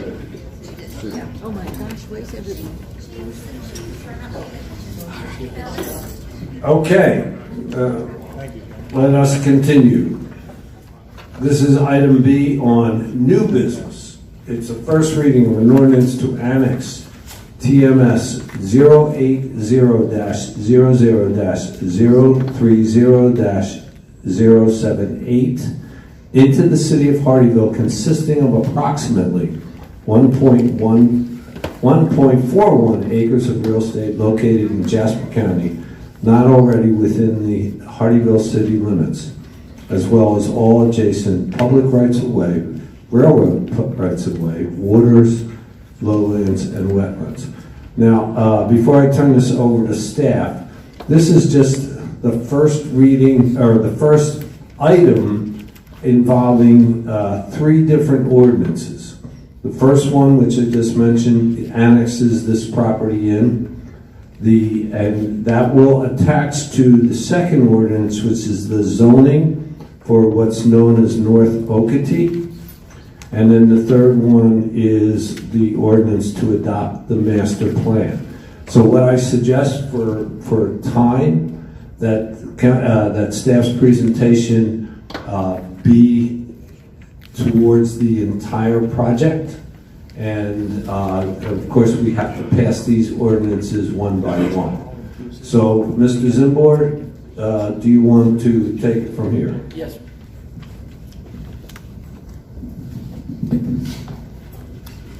And I have the other, Yes, sir.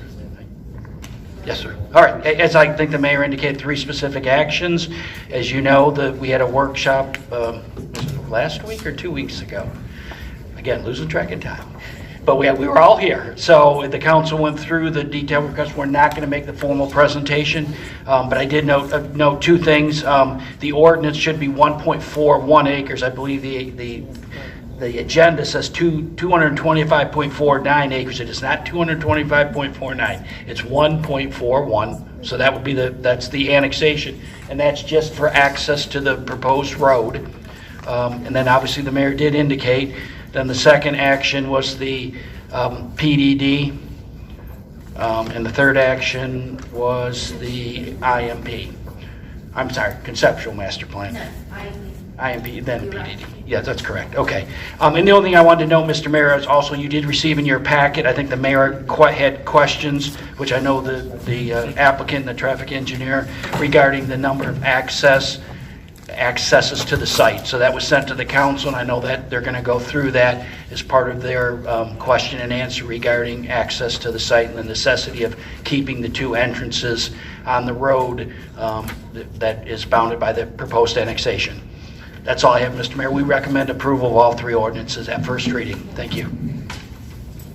Okay, so staff, we have no further presentations. just for the inclusion of that letter, that memo from the traffic engineer, and if the applicant has any further things to add, staff stands with its recommendation for approval of all 3. Okay, since we did have a workshop on this before, I'm going to follow the same order we did on the last one and open it up for public comment. And I've asked the clerk to please read some of the emails or the emails that were sent in for public comment. Could you do that at this time, please?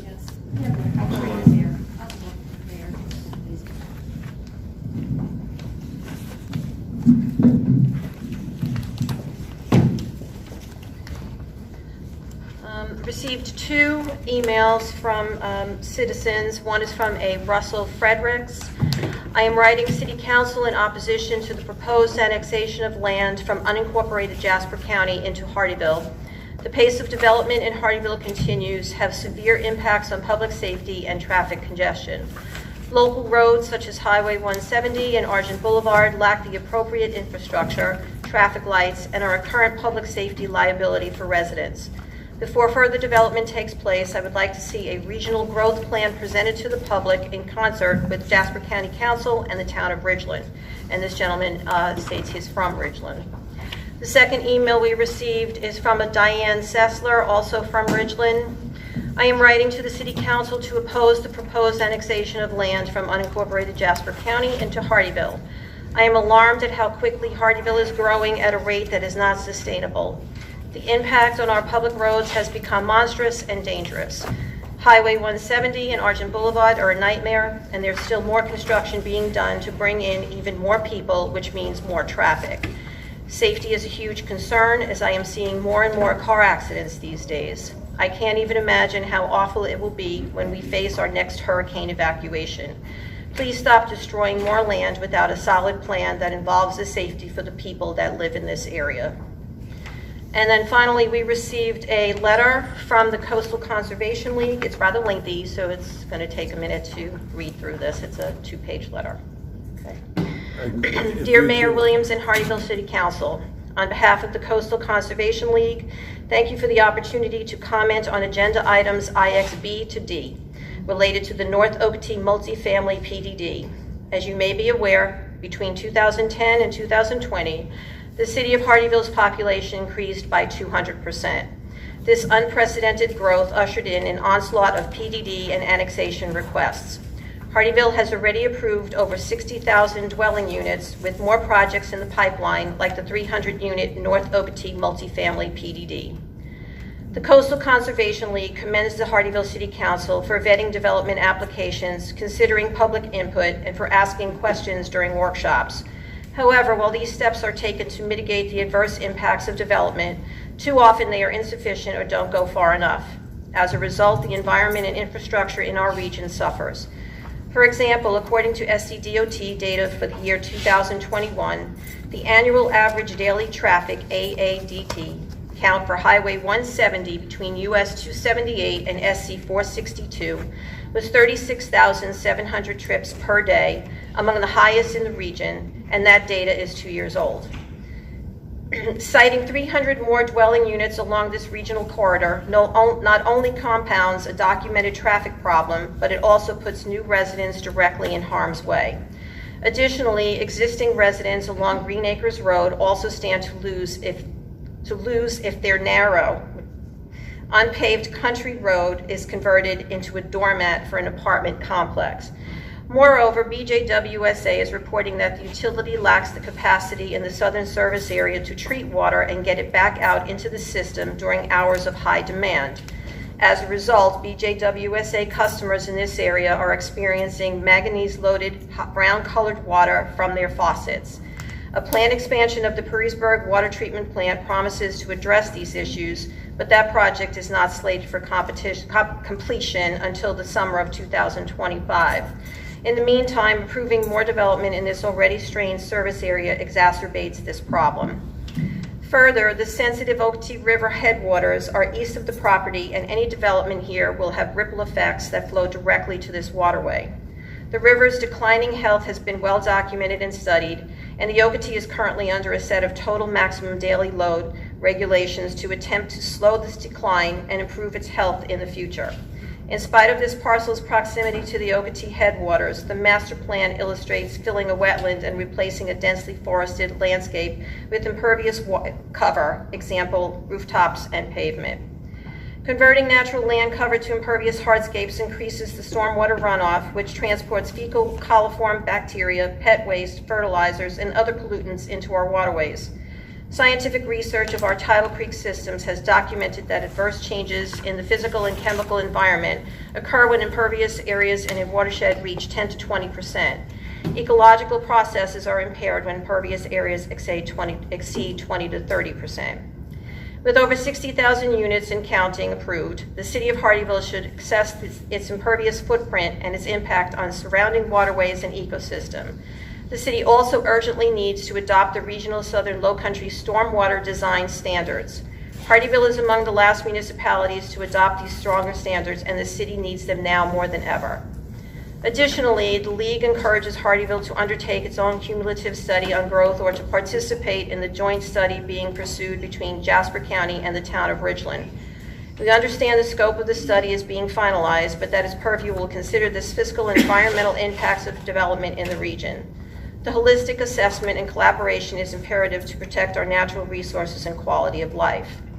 While an expanding tax base provides immediately appealing incentives, over the long term, providing services across a sprawling landscape is expensive for a municipality, and those costs eventually outweigh the short-term gains. The League has attended workshops where downtown Hardeeville residents exclaimed a need for investment in their community. We understand that downtown revitalization is a priority in the city's comprehensive plan. With that goal in mind, new development needs to be concentrated in the city's urban core and not sprawl outward into unincorporated or greenfield parts of Jasper County. Finally, as elected officials, the public entrusted this council to make decisions on their behalf to safeguard their quality of life and health and well-being. Do not forget, it is this council as the elected body of the people who wields the power and guards the community, not the developers. It is up to you to demand more of those who wish to develop here, and it is okay to walk away from a development when environmental, cultural, or infrastructure-related challenges are inherent to a site. Thank you so much for your time and consideration, and I look forward to working with you all to address these issues in the future. Sincerely, Grant McClure. That's it. That's it. Thank you. Okay. Anyone else from the public who'd like to come forward? Please come to the podium, state your name and address for the record. Sure. Gene Ciccarelli, Sun City, Heathwood Drive. I'm not really specifically addressing any specific development right now, just in general in terms of almost what that letter spoke to. I don't want to repeat everything, but my statement would be less than 3 minutes, so if you just indulge me for a minute, I just want to share just some of my sense of what's going on with development in Hardeeville. 4 years ago, just after moving into my house, I heard about a firehouse that was going to be built by the county, and it was going to be within 1 mile of an existing firehouse or fire station that Hardeeville actually ran and had a shared service with Jasper County. When they decided to pull out of that agreement, I immediately went to the meeting. I hadn't even moved into my house yet. My wife made dinner and I just tore out of there and I said, this is a waste of taxpayers' money to have 2 firehouses within a mile of each other. But there was somebody in the audience that gave a very impressive and an impassioned argument against this government waste. And when I watched this individual who did a great job in front of the Jasper County Council, it reminded me of somebody in a boat that's like on the Niagara River, Niagara Falls, trying to go upstream, paddling like crazy, but it took the person and brought them over the falls.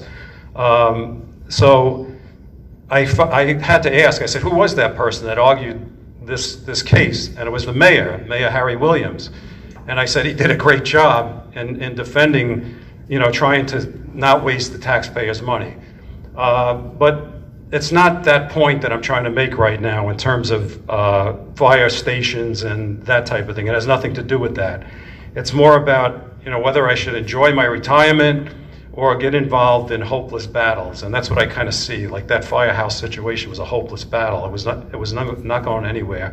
And you had a sense that when they came out of the back room in Jasper County, that it was done, it was finished, and no matter what our mayor said at the time, it was not going to go anywhere.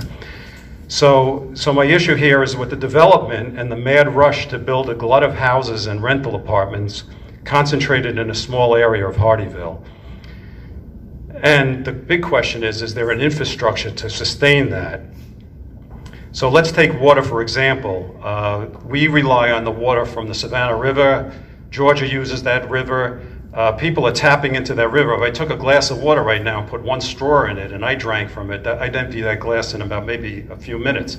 But if you take 15 straws and you put it into that glass, which we did as kids, I wouldn't do that today, but if you sip that water, you're going to sink that water with 15 straws if 15 people are drinking from that. So the issue is primarily water. I mean, I keep asking this question. I write letters to the editor. Is water an issue? But nobody answers that question. They won't come back and tell me, what the water situation is and whether it can sustain this type of growth in these 2 states, in both the Savannah area and the Hardeeville area. So if that's something that has to be figured out later, I mean, that's is it the philosophy is to build first and then find out later. I don't really subscribe to that. You know, you should find out up front if we do have these resources, these natural resources to sustain this development. The traffic on traffic on 170 is already overcrowded and dangerous. I think if you put 100 traffic lights on 170, it does nothing to reduce the volume. The volume is just going to keep, the pressure is there, the development's there, and the more people that live there, the more cars that they have. Instead of encouraging alternative means of transportation, which I'd like to see is like bicycles and walking paths and that type of thing, in the public areas, because they all talk about containing people within their own development. Oh, stay in our development, you got all the recreation facilities you need, but that's not the point. If you want to get out and go to markets and whatever, you need some way. I can't escape out of the north side of Sun City without a car. I need a car to do that, or otherwise, if I take a chance and go on 170 or Argent Boulevard or 278, that's like a death sentence for somebody that wants to get out of there. So there's no focus on the vehicles that can be alternative to cars. So they all talk about interconnectivity, joining neighbors with Bluffton, connecting us with the different areas so we can get out of the developments we live in. I don't see that happening, like sidewalks and that type of thing. Fortunately, the people on the south side of Sun City do have a sidewalk where they can come out, and if they want to ride a bike as far as they can in Bluffton, they can do that, but the north side lacks that kind of infrastructure. So the share the roads, I see the share the road signs on 170, and I say that's a joke. I said you can't really go on 170. I do it sometimes, but I take the grass. I have to ride up to Riverwalk on my bicycle, and I do it on the grass, and then I got to risk potholes and all kinds of stuff just to get up to that location. Anyway, the conditions that existed here 10, 20, 30 years ago, it's a lot different today, and I just don't see the present circumstances. I mean, we're all guilty, and I think somebody said it, we all share the fact that we live in a development that chopped down thousands of trees. So I have to speak a little bit hypocritically, but now we're at a stage that, how far can that keep going? I mean, it could excuse it for a while, but to keep excusing it and say, if we did it, then somebody else can do it, it doesn't stop. It's just going to they'll rip forests away left and right. So there's police, fire, and EMS, that's all related to the development that's coming up. Do we need more?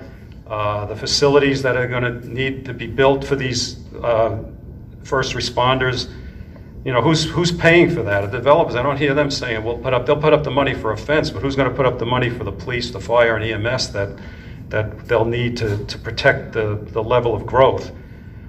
Private sanitation, how do they handle this growth? I don't even know if, the sanitation groups can handle the number of people and if they have the facilities to do that. I think it's waste management that would be responsible for that.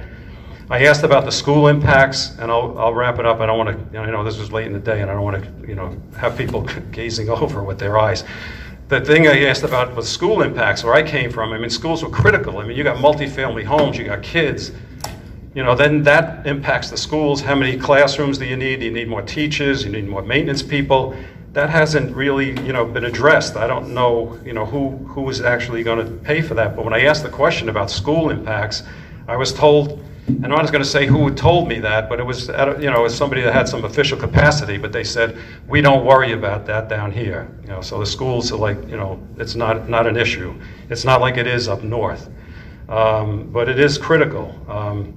And then finally, I was just going to say that I wrote this statement out. I kind of ad-libbed a little bit to kind of say it without kind of making a boring statement, but I will go to the Bluffton Sun, and I'm going to submit this statement to them because I want them to, I'd like this to be known by everybody, as to what this pressure is on this area, not necessarily Hardeeville, but also in the Bluffton area. Because when Maya Sulka once wrote an article in the Bluffton Sun, and she said over 90% of Bluffton is owned by developers, my back is still sore from falling off the chair. I just couldn't believe that. I said, the developers are in the catbird seat, and I just, if I can't say it any stronger, that some pushback has to be put against developers for this kind of, this kind of growth that we're seeing and allowing developers to just say, well, they have a right, as if our hands are tied and we can't do anything. But I don't believe that. I think our hands are not tied,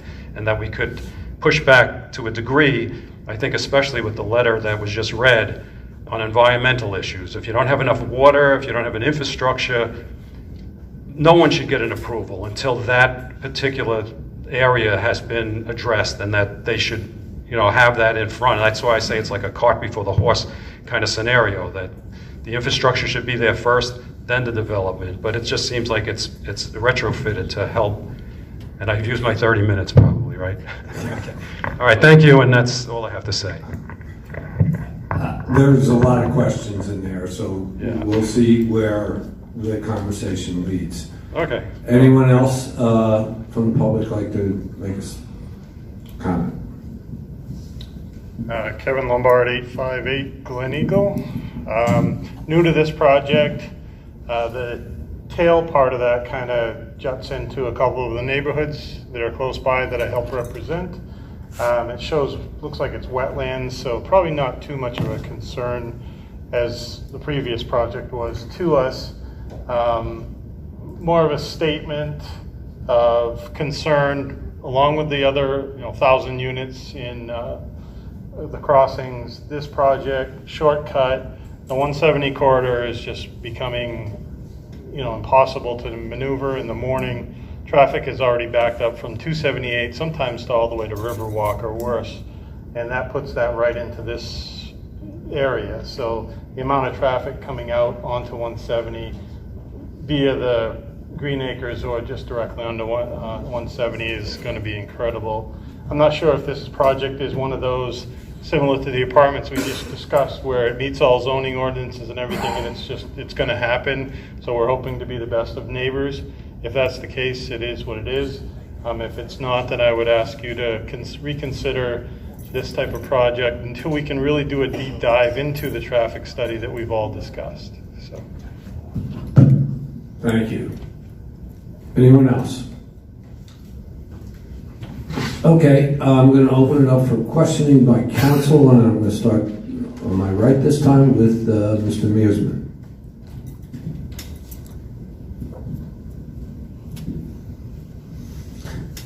I have many concerns for this. Looking at this diagram, can we pull up a photograph of that area? I'm looking at one on my iPad here. First off, the entrance is coming off of 170, the right in, right out. I'd like to see that as a right in only, not a right out, for many reasons. The number of driveways in a very short period of time. But what really concerns me a lot along that is wedged between this proposed project and Green Acres Road is what I call the propane graveyard. That it's not within the city of Hardeeville. It remains still within Jasper County. So our fire marshal and our people don't really have any say-so over it. But that piece of property has two entrances and exits onto 170. Then we come to Green Acres Road. Right past Green Acres Road, there's looks like trucks and junk to me, but they also have another entrance and exit. So basically, we're looking at a possibility of 5 entrances and exits from Riverwalk down to just a little, it's less than half a mile through there. 170 is completely backed up already. Yesterday, at 8 o'clock in the morning, I went 170, and yes, from 278, traffic wasn't backed up quite to Riverwalk, but it was a tide watch. But when I hit Argent Boulevard, the traffic was there, was backed up on 170 all the way past the Catholic High School, which is 1 mile and 4/10. Now, doing just a quick little math of 30 feet vehicle and the space in between 2 lanes, that's over 600 vehicles right there. And this traffic count, I have the numbers, I pulled them from the last 3 years from the DOT. There's a huge traffic count through there. I just have some grave reservations about this project coming out in the way that it does. given that it's the way it's proposed now. Well, I don't see the ingress lanes, the egress lanes coming out onto 170 from Green Acres Road. Yes, there's a cut out there in the middle, but when you have that much traffic going through twice a day, it's going to be a dangerous situation no matter what. I just don't like the looks of this at all right now. Mrs. Guzman? To echo Mr. Mearsman's statements here, I did myself drive down there and try to do a right turn onto Green Acres and put my signals on and tried to turn in there, and yeah, I got all kinds of people yelling at me and honking the horn and the one finger salute and so forth. My worry is you have people coming down that road and trying to get into Green Acres and quickly decelerating there, and you have all this other traffic behind them going probably 65, 75 miles an hour. That's a death trap.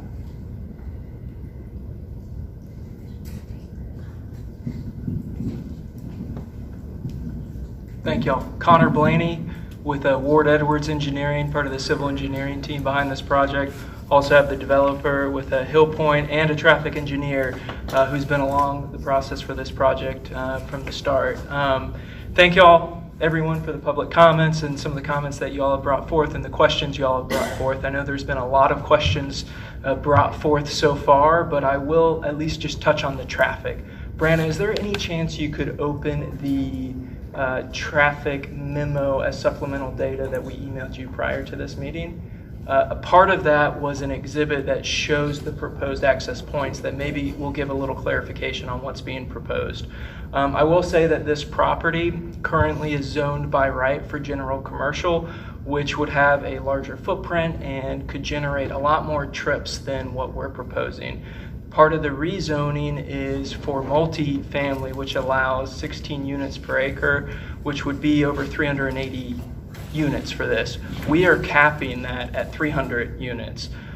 So with the proposed multifamily at 300 units, we're just working in the confines of what we can with what SCDOT will allow.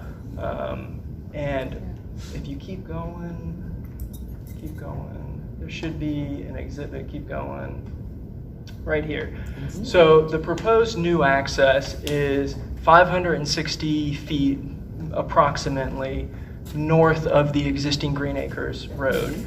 Brandon, if you scroll down a little bit, Green Acres Road is an existing road, but we understand that it would need heavy improvement as part of this project. It was brought forth in the former project that we try to have multiple points of access for fire protection and emergency vehicles. So what we've done is we've gotten with our traffic study, worked with SCDOT, and we're proposing what we think is the best solution that we can within the confines of what's allowed. So the first entrance is a right in, right out only with a decel lane dedicated to turning in the development, while the second Green Acres Road is already an existing full access with a dedicated left-hand turn. Happy to speak on that further, happy to answer any questions with the traffic engineer as well. Happy to touch on some of the other things, but I'll hand it back to y'all. If I may clarify Yes. one thing. You said the property is currently zoned commercial, may be, but it's not annexed into the city of Hardeeville. The commercial portion is, Mr. Mearsman. The annexation is just 1.4 acres, a very small portion of that southernmost property. That's the only portion that's proposed as annexation. Thank you for correcting me. Excuse me, Mr. Carroll. We'll get back to the, probably the most frustrating thing to me is the traffic. And for the longest time, and I think the mayor has hammered this point, and the planning department's got a lot better with it, I think, but you might get Project A coming in and Project B coming in. Project A would do a traffic study for Project A. Project B would do a traffic study for Part B. not understanding they're right next to each other and what one does, the other does. And you just can't do that. You have to have that interconnectivity. And that probably has been one of the most frustrating things for me. And the gentleman that was just up here a few minutes ago brought up a point. Well, first of all, I don't know, I can't understand the rhyme or reason to the DOT and how they approve traffic lights. Because I see some places there's a traffic light and I'm saying, why is one here? 5 feet. And then you go somewhere else and you say, why isn't a traffic light here?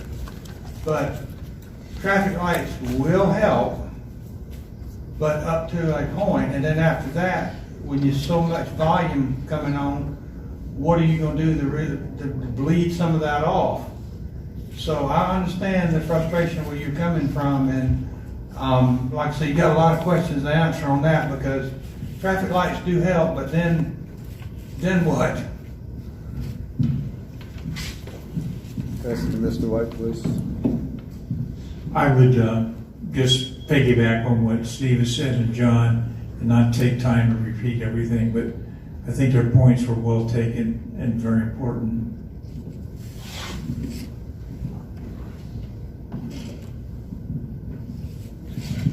Mr. Carroll brought up a very good point. You know, all these traffic studies just are isolated into that one little thing. And as many people have come up here and said, look at the total impact of everything that's happening. And we're not doing that. And that's the concern when we talk about something in here. Now, like my fellow council members, I took a couple of rides there. And my dog and I went again yesterday, and for the purposes of timing, from Riverwalk, which Riverwalk has an entrance, then what's called that car graveyard thing that's there, whatever that is. The propane graveyard. No, then you have the proposed entrance. Yeah. Then you got the propane, which is like right next to Green Acres Road. And you have that. And so all those cuts, 1, 2, 3, 4, 5, are within 0.3 of a mile. Now, all I'm picturing here is somebody they're all waiting for a break. Mm-hmm. There's 40,000 cars coming, 20,000 in each direction. And they're all waiting there to get onto 170.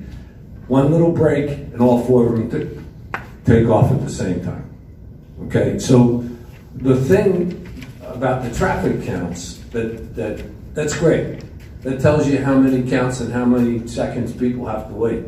But until you go out there and see all those people coming, and on top of it, people are making a left-hand turn onto Green Acres Lane in the median cut, and now you're saying you're going to let them make a left-hand turn onto 170. This is like a nightmare. This is an accident. I made a joke to somebody. I said, our new ambulance, let's park it in Riverwalk because they're gonna be needed. Thank God Tide Watch is right down the street. It's just too many entrances. And the other concern I have, we talked about A-cell and D-cell lanes and all that. There's like very little land between the highway and the culverts that's there. I don't even know where you could put it, maybe in some parts. So my big concern is, how many, in a short period of time, adding 2 major cuts. And right now that median cut into Green Acres, it's not used that much because Green Acres is, a dirt road that's hardly wide enough to get 2 bicycles across on there. So it will be widened and used a lot more. So I'm not comfortable with this traffic plan at all. And I think I said that and I don't know what the answer is. You can tell me how many seconds somebody has to wait. That means nothing. It doesn't address the safety issue of having that many people going on to 170. I'll thank you. Do you have something to reply on that? Yes, if I may. Sure. Okay, so in terms of the access spacing, agree that fully agree when you have that many curb cuts, and typically when you have that many curb cuts in a short space, you want to try to space those out. One comment about the existing curb cuts is that this developer and any of us can't necessarily control what's existing today. We can do the best with where we put access in the future. Unfortunately, we can't necessarily change what's existing. So what we do for traffic studies typically is we'll look at the spacing between the proposed access and what's existing today, recognizing that we can't necessarily take an access away, unless that's a decision that this spacing is well beyond what SEDOT requires for a right-in, right-out spacing, which is 150 feet minimum. And this spacing is beyond that for the new access point along SC 170. And just in terms of that being a right-in, right-out, do you want me to? No, you finish. Sorry. Do you want me to? I can pause. Listen, I'm going to chair the meeting, and sorry, anybody who wants to be recognized, I will certainly recognize them in due course. So please respect the procedures of the meeting. No, I didn't mean to. So you have the floor. I didn't yield the floor. You have the floor. I'm very sorry. I thought that. No, I just listen. We have to keep. There's certain rules of order, and we're going to. I didn't mean to interrupt. You did everything right. We asked you to comment. Okay. Just complete your comments and then we'll take it from there. Okay. So in terms of the right-in, right-out, typically speaking, those access points are very favorable, especially to the DOT, because they have minimal conflict points. The real concern, like you mentioned, is the left turns in and out.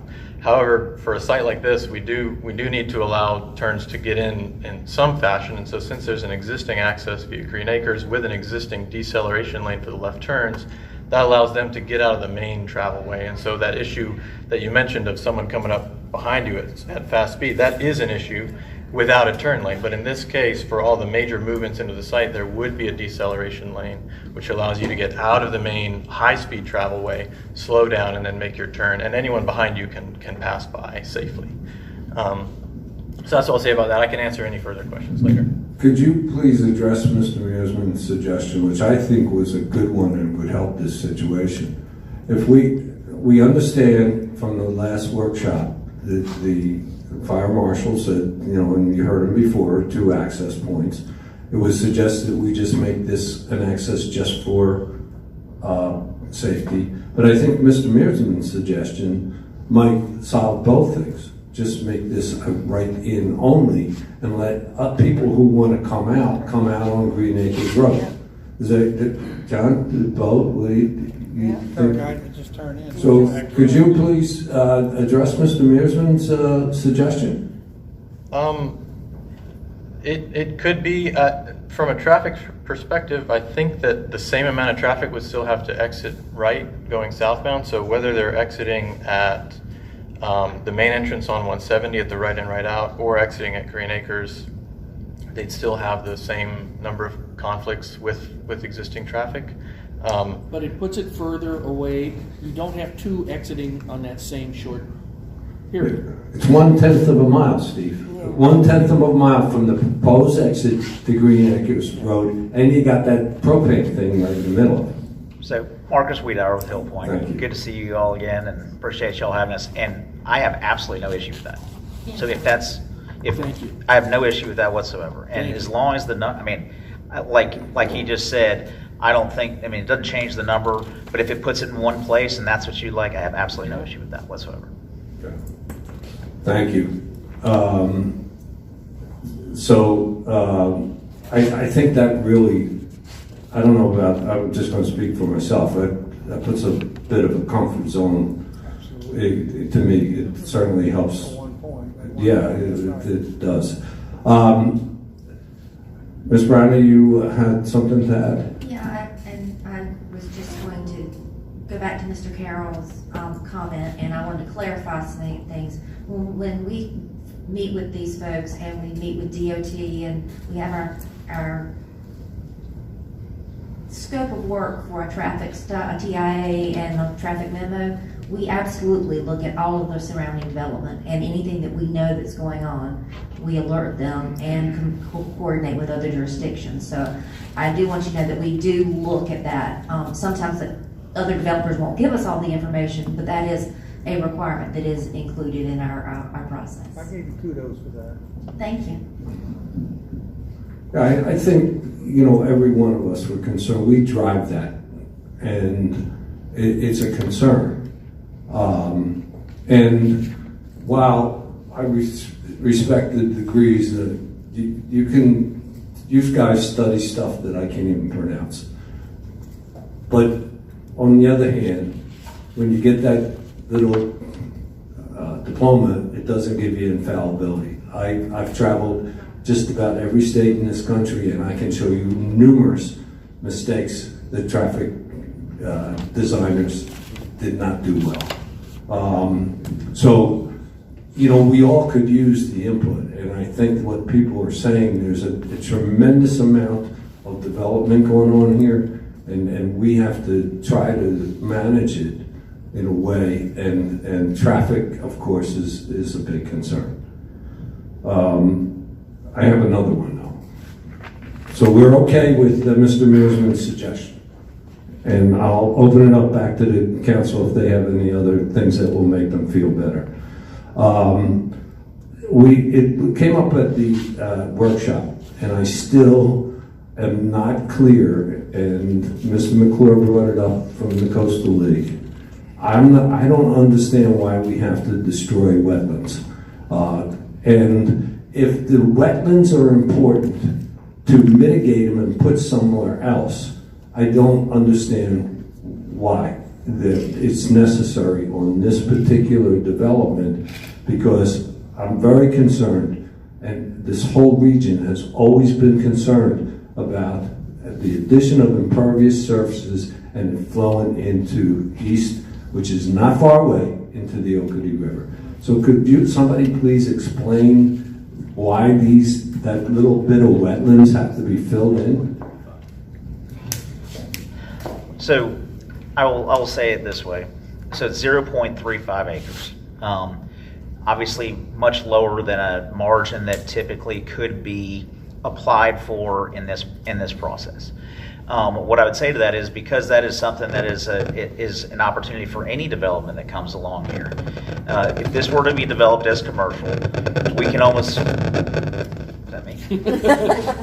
About to blow up. Electric personality. Yeah. Radioactive. That is something that's going to occur. The unfortunate, it's an island. So we try very hard. In fact, in the tail of, if we could go back to the. So we've designed around all wetlands. You can see up to the top of that map, there's wetlands in that area. There's wetlands all, oh, there we go, red button. I heard the red button earlier. So all of this wetlands back here on this finger, stuff up along here, additional buffers and quality. There's a small island right in the dead center of this that's, again, yes ma'am? And may I add, can you differentiate between what's jurisdictional and what's non-jurisdictional? Because I think that makes a big difference when you're talking about filling and not filling, if you have that information. Yeah, I'm certain one of the two brilliant gentlemen behind me can define that better than I can. We have an environmental consultant on board as part of this project. I'd have to get in touch for positive confirmation, but I believe they are jurisdictional. I was curious. I believe so. Oh, I'm sorry, I didn't realize that's all you were. I thought you were looking for a technical definition. I apologize. Can we please go back to the question? Yes, sir. So there's why that little finger where you say it's isolated wetlands to be filled? Could you explain why it's outside where all the homes are? Why do we have to destroy that wetlands? What's the reason why you want to do that? Well, it's an island right in the dead center of the property, and it makes it very difficult to have any sort of circulation. Again, Are we talking about the same thing? No. No. Go up to the edge of the property, go north, okay? See that little white, that little, looks like a river? We're not destroying it. It We're not says touching it. isolated wetland to be filled. That's that label, sir, is actually an arrow into this area. Oh. So that little finger river there is stays. Yes, sir. Yes, Oh, we don't. I'm sorry. I It's okay. It's okay. And that was the only thing I was saying with the isolated versus the jurisdiction. Yes. So yeah, because it's isolated, it's not like we are.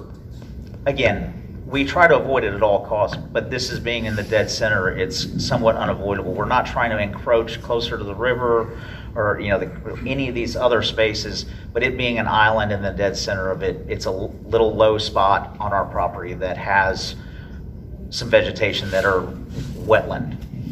Okay, I'm Definitely. sorry, I misread the map. No problem. I totally, but now I understand, thank you. That's why I ask questions, because people make mistakes. Yes, sir. Another question I had is tree replacement, and I'm going to quote something that really bothers me.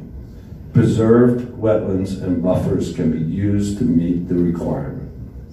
And maybe this is directed to staff, and I brought it up before. We need a workshop, and council needs to decide what the policy is with tree replacement, because I find this, I have a problem with it. And it is a portion of it. It's used to preserve a portion of it. Not all of the wetlands can be used, and not all of the trees in those wetlands can be used to fulfill that need. But yes, absolutely, we are going by what's currently in our ordinances today, and we can work on it for future project, but that is what's currently in our ordinances that's been adopted. I think we have to, because the reason I'm uncomfortable with this, and we, in prior developments, at least me, maybe I made another mistake. We're clear cutting out this whole area, but we justified that by saying we're putting trees back. But now I'm finding out we're not putting trees back, we're counting the ones that we're not taking down. And that I find not in the spirit of what tree replacement is. And I understand that has to be a separate conversation, but Mr. Zimbor, I think this council should have the opportunity to decide whether or not that's the kind of policy that we want for our city. Absolutely. We look forward to having that conversation as we go through the MZDOs. Okay.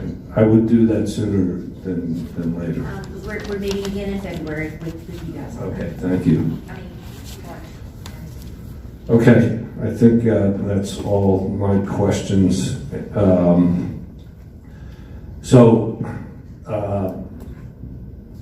This is going to be difficult, but the first ordinance that we have here, yes, sir. I wanted to mention, you had brought up, and I was just kind of responding to questions as they came, but we had talked about what we do for first responders. Specifically, I mentioned that we offer up an apartment for police officers, and you asked me to look into it. So for people that weren't here, if I might take 2 seconds. We pride ourselves in putting a Class A product on the ground that people can actually achieve housing. It's something that is a huge void in the country, and with the Southeast seeing the growth that we've seen, jobs coming here, there is a dearth of affordable housing that people are proud to live in, and that's something we do very well. And we went back, and we are willing to. We don't know how all marketing strategies work, so we're going to offer on this project, as you requested, a 10% discount for teachers and first responders. We'll also waive their move-in fees for the first 2 years of our project. And I only say that for 2 years because if it doesn't work and it doesn't attract those people, we may not continue it. But that is something you had asked for, and I just wanted to respond to that as well. Thank you for bringing that up. That's excellent. And once again, the problem that this council is facing more and more. This by itself, 5 years ago, it's not a problem. We do need affordable housing. We all know it. And as Mr. Carroll said, it's the cumulative effect of all the things that we've done. We're putting one on top of the other, on top of the other, and then all of a sudden you turn around and you have a nightmare on 170. Nothing against your project. You're just one of the building blocks that create the nightmare. So that's why it's a struggle for this council and for me personally to do this. I don't have a problem with the project. I have a problem with the cumulative effect that many people have talked about here. And we're at the point, and this is, we have to vote ordinance by ordinance. The first one is the annexation of this 1.41 acres. A positive vote doesn't obligate you to vote on the other two in the same way. Each one of these will be, we will have to vote on separately. So for the annexation, I'd like a motion to approve, disapprove, or make any changes to ordinance 2023-2-2B.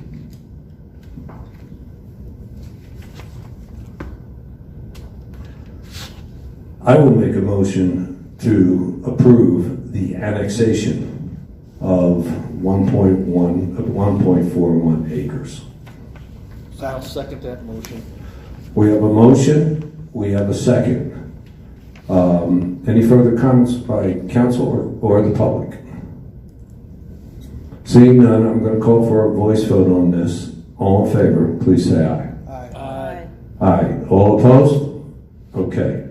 So we have voted to annex the property in. Now we have to vote on whether or not we want to amend the zoning from general commercial in the city of Hardeeville and general commercial in unincorporated Jasper County, that piece we just annexed, to a planned development district. This would be ordinance 2023-2-2C. Is there any further comments or about this particular ordinance? Mr. Zimborg? Yeah, and let me, I'll go over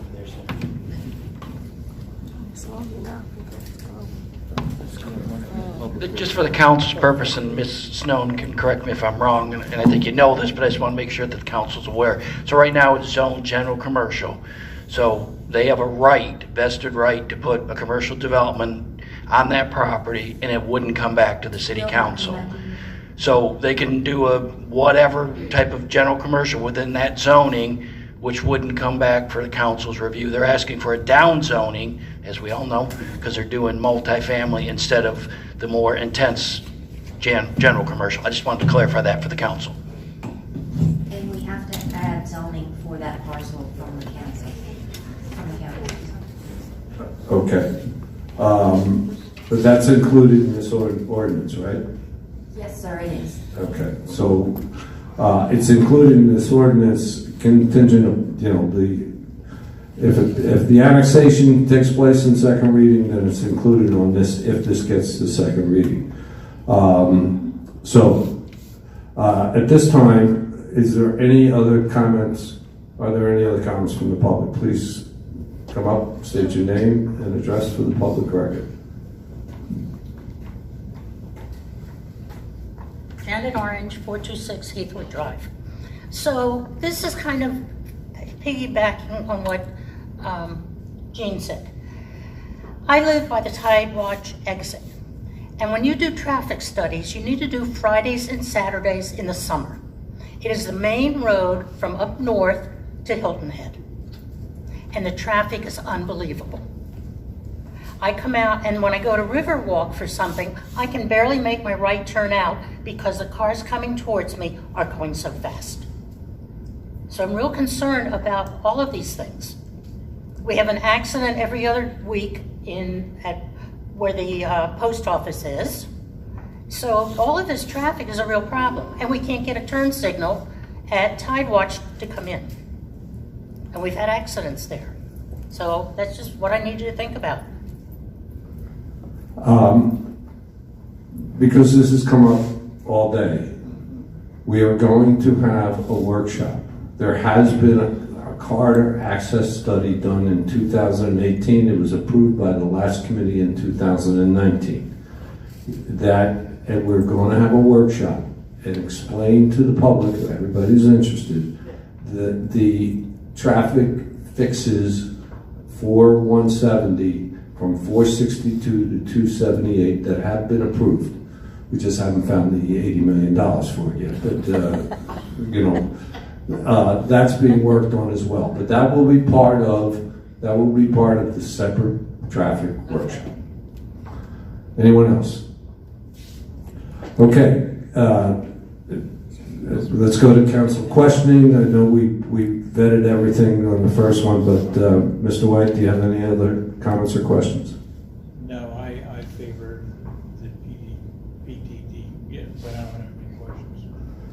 Mr. Carroll? No, sir. Mrs. Guzman? No, sir. Mr. Mearsman? Just one question.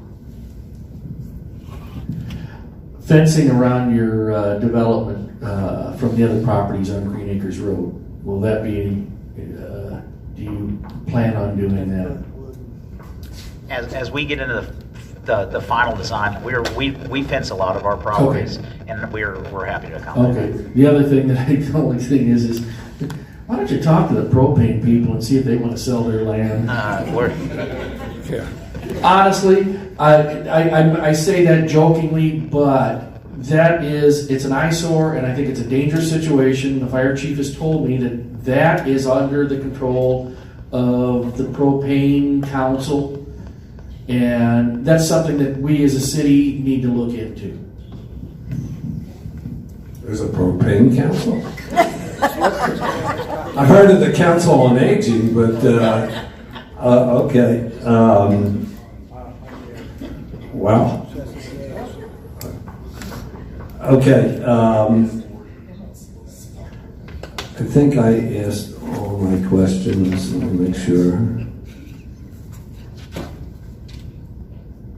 Okay, so Mr. Mearsman's suggestion of a write-in only, should that be addressed in the initial master plan or in the zoning? That's Initial master plan. Initial, okay. All right. So at this time, I'd like a motion to approve, disapprove, or make any changes to the ordinance 2023-2-2C. Mr. Mayor, I make a motion that we approve on first reading 2023-2-2C. And we'll have a lot of questions after, workshops and things to answer, hopefully answer some more questions. We have a motion. Do we have a second? Second. We have a motion. We have a second. Are there any further comments or questions by council? I have one that I forgot. I would like at second reading on March 2nd, I would like to have a confirmation about that 10-foot wooden fence that we talked about. No. You didn't see his face. I think what I would like is some clarification, on what your plans are for a fence at second reading. Okay? Because I know you said it, but fencing, I said it before, consistency is important. We just beat up somebody for 2 hours about a fence, and you don't get off the hook either. Okay, so that's all my comments. So we have a motion, we have a second. I think it's important, Madam Clerk, to take the roll. Mayor Pro Tem White? Yes. Councilman Carroll? Yes. Councilwoman Guzman? Yes. Councilman Mearsman? Yes. Mayor Williams? Yes, depending on the fence. Well, that'll be second reading. Okay, next. This is the ordinance to adopt the master plan for the same parcel, the same project and its first reading, it's 2023-2-2D. Any further comments by staff or Mr. Zimmer? No, sir. And Mr. Mayor, this is actually the appropriate place to talk about the fence in the master plan, not in the PDD. Okay. Anyone from the public have any comments about the master plan? Okay, where did I start? Mr. Mearsman, why don't you start this time? All right, just so it's into the record. Just so it's in the record. Yeah. This portion, it is D. The reference is the prior project, not the current project. Yeah, it It's says in Oak red. Crossing They are on the Drive. agenda. You have to look at the ordinance. Okay. All right. Just so everybody knows, what I am talking about is 2023-2-2D. The narrative above it may be off, but this is the ordinance I'm talking about. We have agreed to a write-in, write-out only onto 170 from the main portion of it, and you have said to include the fencing in along the property. So that it can be on film for whenever the mayor would like to pull it back up. Yes. Thank you. That's the only question that I had. Thank you. Mr. Mearsman, Mrs. Guzman. I don't have any questions. Mr. Carroll. Mr. White. No. Okay, I think I got it all in, so you'll give us some more detail on the fencing at the second reading. And so we have had public comment, we've had council questions. So at this point, and should we include, Madam Attorney, language about the write-in, write-out? You can, well, they've already said they'll put it in the next drawing that comes to you. Okay, so and that'll be your we don't have to. second is your final approval, so. Okay. So I'd like a motion to approve, disapprove, or make any changes to ordinance 2023-2-2D. Mr. Mayor, I make a motion that on first reading, we approve ordinance 2023-2-2D. We have a motion, do we have a second? Second. We have a motion, we have a second. Any further comments or questions by council or the public? Seeing none, I'll call for a voice vote on this. All in favor, please say aye. Aye. All opposed? Thank you. I think that, I feel a lot better with that write-in only. It's still dangerous, but less so. Anyway, we gotta work on something else. Yeah. Anyway. Okay, thank you all. We have a couple more items on our agenda. First is the manager's report. Thank you, sir. 4 quick things. We did launch yesterday with much fanfare. Hardeeville hears and helps. So go to our website. Kudos to James Kimbrough back there. He did a PSA announcement on our website, a how-to, and also John Brown. He's a media superstar. I don't know what TV station he was on, but he did it. So kudos to that. So we're hoping the public does use that. Go to our website, detailed instructions by James. Looking for your help, any code enforcement, junk car, anything you see that we need to address, that would be wonderful. Okay, February 23rd, it looks like it's cast in stone. We're going to have probably a full day of a workshop and possibly special council meeting on all the Exit 3 issues. So I know 2 new members of council are going to get a lot of education and just some refresher for the existing 3 members. So that'll be most of the day here. We did meet with Jasper County, with us in the town of Ridgeland on impact fees, so that's progressing. I'll provide a report, kind of a minimal progress, but we're making small incremental headway on that. And then finally, we did have our nonprofit meeting yesterday. We did appoint, I think the council knows, 4 new members, 1 member from the public, and 3 members from, 1 member from the city limits, and then 3 members that are on businesses in the city. And again, we're looking for their expertise in obtaining foundation and other funding that we as a government generally aren't eligible for. So we're looking forward to working with those fine on, folks. That's all I have, Mr. Mayor. Thank you. Thank you.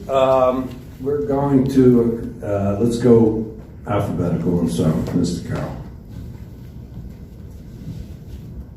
Just a few quick things. I know everybody's tired and whatever. I just wanted to congratulate Starbucks. We had a ribbon cutting last Friday, and they were already doing the business. I think they'd already been doing the business. And like the mayor said, when Hardeeville gets 2 Starbucks, that's something to put on the map. And don't forget, I know some people might not remember, it goes way back, but on the 27th, there's a blood drive for Mark Jones. He was one of our police officers in Hardeeville that was killed in the line of duty. And let's not forget him, and try to have a good turnout. And speaking of turnouts, I appreciate everybody being here today. I always say, if we have a problem, we don't know about it until you come here and tell us about it. So either come here, text, or call, but I appreciate the turnout. Okay, next, if I know my alphabet, it's Mrs. Guzman. Thank you, sir. Kudos again to Mr. Kimbrell on the Hardeeville Hears, and to Mr. Brown as well. I got really good feedback from my neighbors about that, and they said it's about time. So thank you.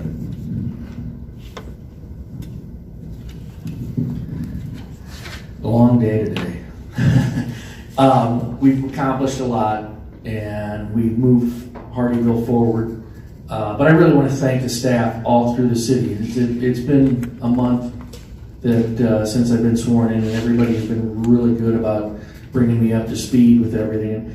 This Hardeeville Helps is something unique and that I haven't seen in other communities before.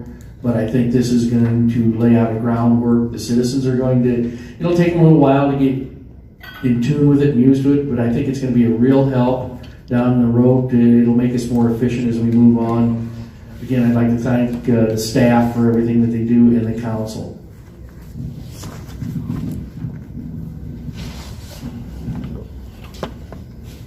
Mr. White? Thank you. I wanted to emphasize to the Hardeeville Hears and Helps. That's important, and it anticipates a lot of the issues that people have and gives them an avenue, so I think it's terrific. I'm going to take a moment for a personal note as a sort of a warning. The rest of the time I've spent, I answered a survey, do you like to shop on Amazon and something else? And it was from a friend of mine, and I said yes. And since then, I've been dealing with getting hacked, and believe me, it's like I've disappeared from the earth as far as AOL is concerned, and it takes a tremendous amount of time. I wish I was James incarnated somehow, but I just caution people when even you get something from a friend that sounds legitimate, sometimes it isn't, and if you don't, you'll spend a lot of hours on it. And other than that, I'm looking forward to going up to Columbia next week and just getting some broader overview as to what's happening in our state. Thank you. Yes, James. I do just want to mention a new thread out there, and it's coming from people that you know, like Mr. White said, but it's asking for you to read a document and, like proofread a document for a friend. When you click it, it's asking you to log into Microsoft 365. I got that one already. Yeah. So it's actually harvesting your credentials when you do that, and then it's harvesting your contact list and sending to your friends. So just be aware, that's a very new one out there. It's only been out for a couple of weeks now, and it's hitting people left and right. So okay. Thank you. Yeah, I did see that. I was like, wait a minute. Okay, I guess everybody's ready to go home, including me. Just a couple of notes. On the 24th, Soloco added to its membership the towns of Beaufort and Port Royal, and I'd like to welcome that. And Soloco is a great regional advisory tool for all of us to get together and work together on these regional problems, and obviously a couple of them were brought up today. I also want to wish the outgoing, I think is his first week of retirement, Mr. Bill Prokop, who is the longtime city manager of the town of Beaufort. So there was a retirement party on the 26th, and I wish him well. Just, a couple of things that I think it's important, Mr. Zimbor, that we follow up. And I know we have a lot of meetings scheduled, so I know how difficult it is, but I think the traffic and stormwater workshops that we promised the Sun City folks are very important. We also have, and I'll be forwarding to council, the joint Planning Commission and City Council meeting I suggested to the chair that he write the agenda, that he send it to us, and when I get that, I'll forward it to you, and any agenda items or questions that you want to include on that, we'll pass it to the chair of the joint of the Planning Commission.